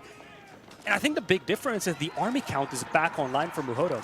Population is looking pretty good now for him, and he could actually undercut this imp timing here from Scarlet Devil. I think Muhodo is back in this. I think Scarlet Devil just needs to get Alexa to play jump in, push it to the limit, right? He needs to tune in those Disney songs, because right now he's not pushing it to the limit at all. He's allowing Muhodo to skirt this fragile state, right? Mango's also stockpiling up, which is going to make it even harder to end. The 4th Huntress is coming in, admittedly not in the main base. That's the north side of the tree line. Lovely spot. If we see adjustable crossbars, which Lidical, looking at the gold Muhodo has, is entirely feasible here, the entire state of the upcoming fight changes. I think Scarlet Devil is a little tunnel visioned here. He's completely missing out on this flank. Granted, there is a keep protecting this area, but he hasn't punished Muhodo for losing that military momentum. This pit mine is still standing, the villagers to the north are still alive, and Muhodo got away with a lot of map control despite not having a substantial army, and the imp timings will be perfectly identical between the two players. I think Muhodo at the very least is back in this game. Yeah, and you know, the tech advantage, like I said, it's going to come down to adjustable crossbars. Like, I wouldn't be surprised Muhodo is one of the first things to prioritize. There it is, gets queued up straight away. Not cheap, 2,200 resources to make those mangonels into gods. Let's not forget, this is something we haven't touched on yet. Muhodo has 4 relics. There is 0 for Scarlet Devil. And we're getting to the stage where the map starts to run out of resources. I'm not even going to talk about this random guerrilla gold mining operation here. If you don't want it, I'll take it. Yep. But the point is, we are getting to the stage of the game where the map starts to get depleted of resources, and that's going to be a major shakeup, especially for the Abbasids, playing against a civilization that has so much passive resource income. It's worrisome right now for Scarlet. He's queuing up hand cannons. We do have gunners come from Muhodo, and he finally is addressing this north side, but there's a castle on the way. The army, I don't think you can get hit quick enough to support this, right? So the best thing you can do is just try to brute force the front side where your opponent's gathering gold. Or punish on the other side. That's exactly what he's going to do. Marches in. And that's good. That's going to be big. Like, that position in front of his base is immensely valuable. He's actually happy trading keeps here, I feel. Key thing for Muhodo, though, is that he cannot lose eco. The wallop, if the timing's right here, he might just hit the villagers, but instead they actually get pinched. They came out the east side. There was no ungarrison by Scarlet Devil, so a lot of villagers being lost here. And instead of committing to the gold vein on the north side, he bowed first and came down here. This is getting concerning for Scarlet Devil. He lost a gazillion villagers. It's even Stevens on the villagers now. But remember, Muhodo has a lot of passive resource income. But look at the gold and the wood income for Scarlet Devil. It's drying up. The mangoes. Ready? Oh! You might want to adjust your expectations when we get these crossbars in, because this is how you massacre an army. I think it's all on Muhodo's show now. We've called this game a gazillion times before, but now Scarlet Devil has no gold income. He reached Imperial with little gold income. I don't think he's even getting the elite upgrades in at this point. No, he doesn't care. He's like, you know, more mangoes, gunners, let's just go. Meanwhile, on the other side, Scarlet Devil's like, okay, Trash has won me the game so far. Let's just keep going that way. But now you've got a considerable difference, right? You don't have your university techs. And adjustable crossbars is a uni tech, right? These mangoes in this state, before it was like they didn't make it out of primary school. Now they've got a full uni diploma. They're smashing that backside. That's gotta be it. The Horsemen had to charge into this cluster of mangoes, but these are poison arrow archers. They will clean these guys up, and the army count is just completely collapsing for Scarlet Devil. It looked like, for a moment, Scarlet Devil is going to force a game 5 out of this one, but Muhodo is not letting this slip out of his grasp. He is going to head into the deciders tomorrow, takes down Scarlet Devil 3-1. He better change his name to Muhodo. He refuses to give in a game that looked like the table had been fully flipped, and we were going to need a fifth one here. Muhodo pulls it out of the bag in phenomenal fashion. That was a crazy game. The amount of back and forths there, I felt like I was watching two championship-level table tennis players. Fives fully ficked out, pounding the ball back and forward in a rally that lasted, I don't know, how long? 40 minutes long. It really felt that intense. Crazy game. Just look at the army graph. It tells you the whole story, the amount of momentum switches we had throughout this game. Absolutely phenomenal from both. And, you know, it all began on this map. This map that really, I think, left a lot to be desired. Scarlet Devil, you know, he kicked off this series, I think, in a game that we were quite critical about the micro. It felt like Muhodo was on another level. And then all of a sudden, the series switches. We get switched on. It's crazy to think that this could have been the game that made the difference, whether it's because Scarlet wasn't warmed up or Muhodo was on another level. This one, I feel, was the deciding game that really just set this up to be the 3-1 victory. It was a spectacular series, KP. And really, we have to look at both of these players and say, well, this is the best tournament performance they had in their careers. Scarlet Devil finishes in the group stage, but still, the first time he played an S-tier tournament, and he definitely made Muhodo run for his money. If things shaped out a little differently in some of these games, he could be the one challenging Anatan in the deciders. And on the other side, Muhodo, he's not only getting into the main event, into the top 16 of an S-tier 1v1 event, he is now going to be in the top 12. He's going to challenge Anatan in a series tomorrow in the deciders. And who knows? Maybe he's going to be able to surprise Anatan. It's going to be a super, super tough series for him, both of these players being on the rise. But one thing is sure, Muhodo is delivering when the lights are really shining on him. And it's going to be super interesting to see what he can do against Anatan tomorrow.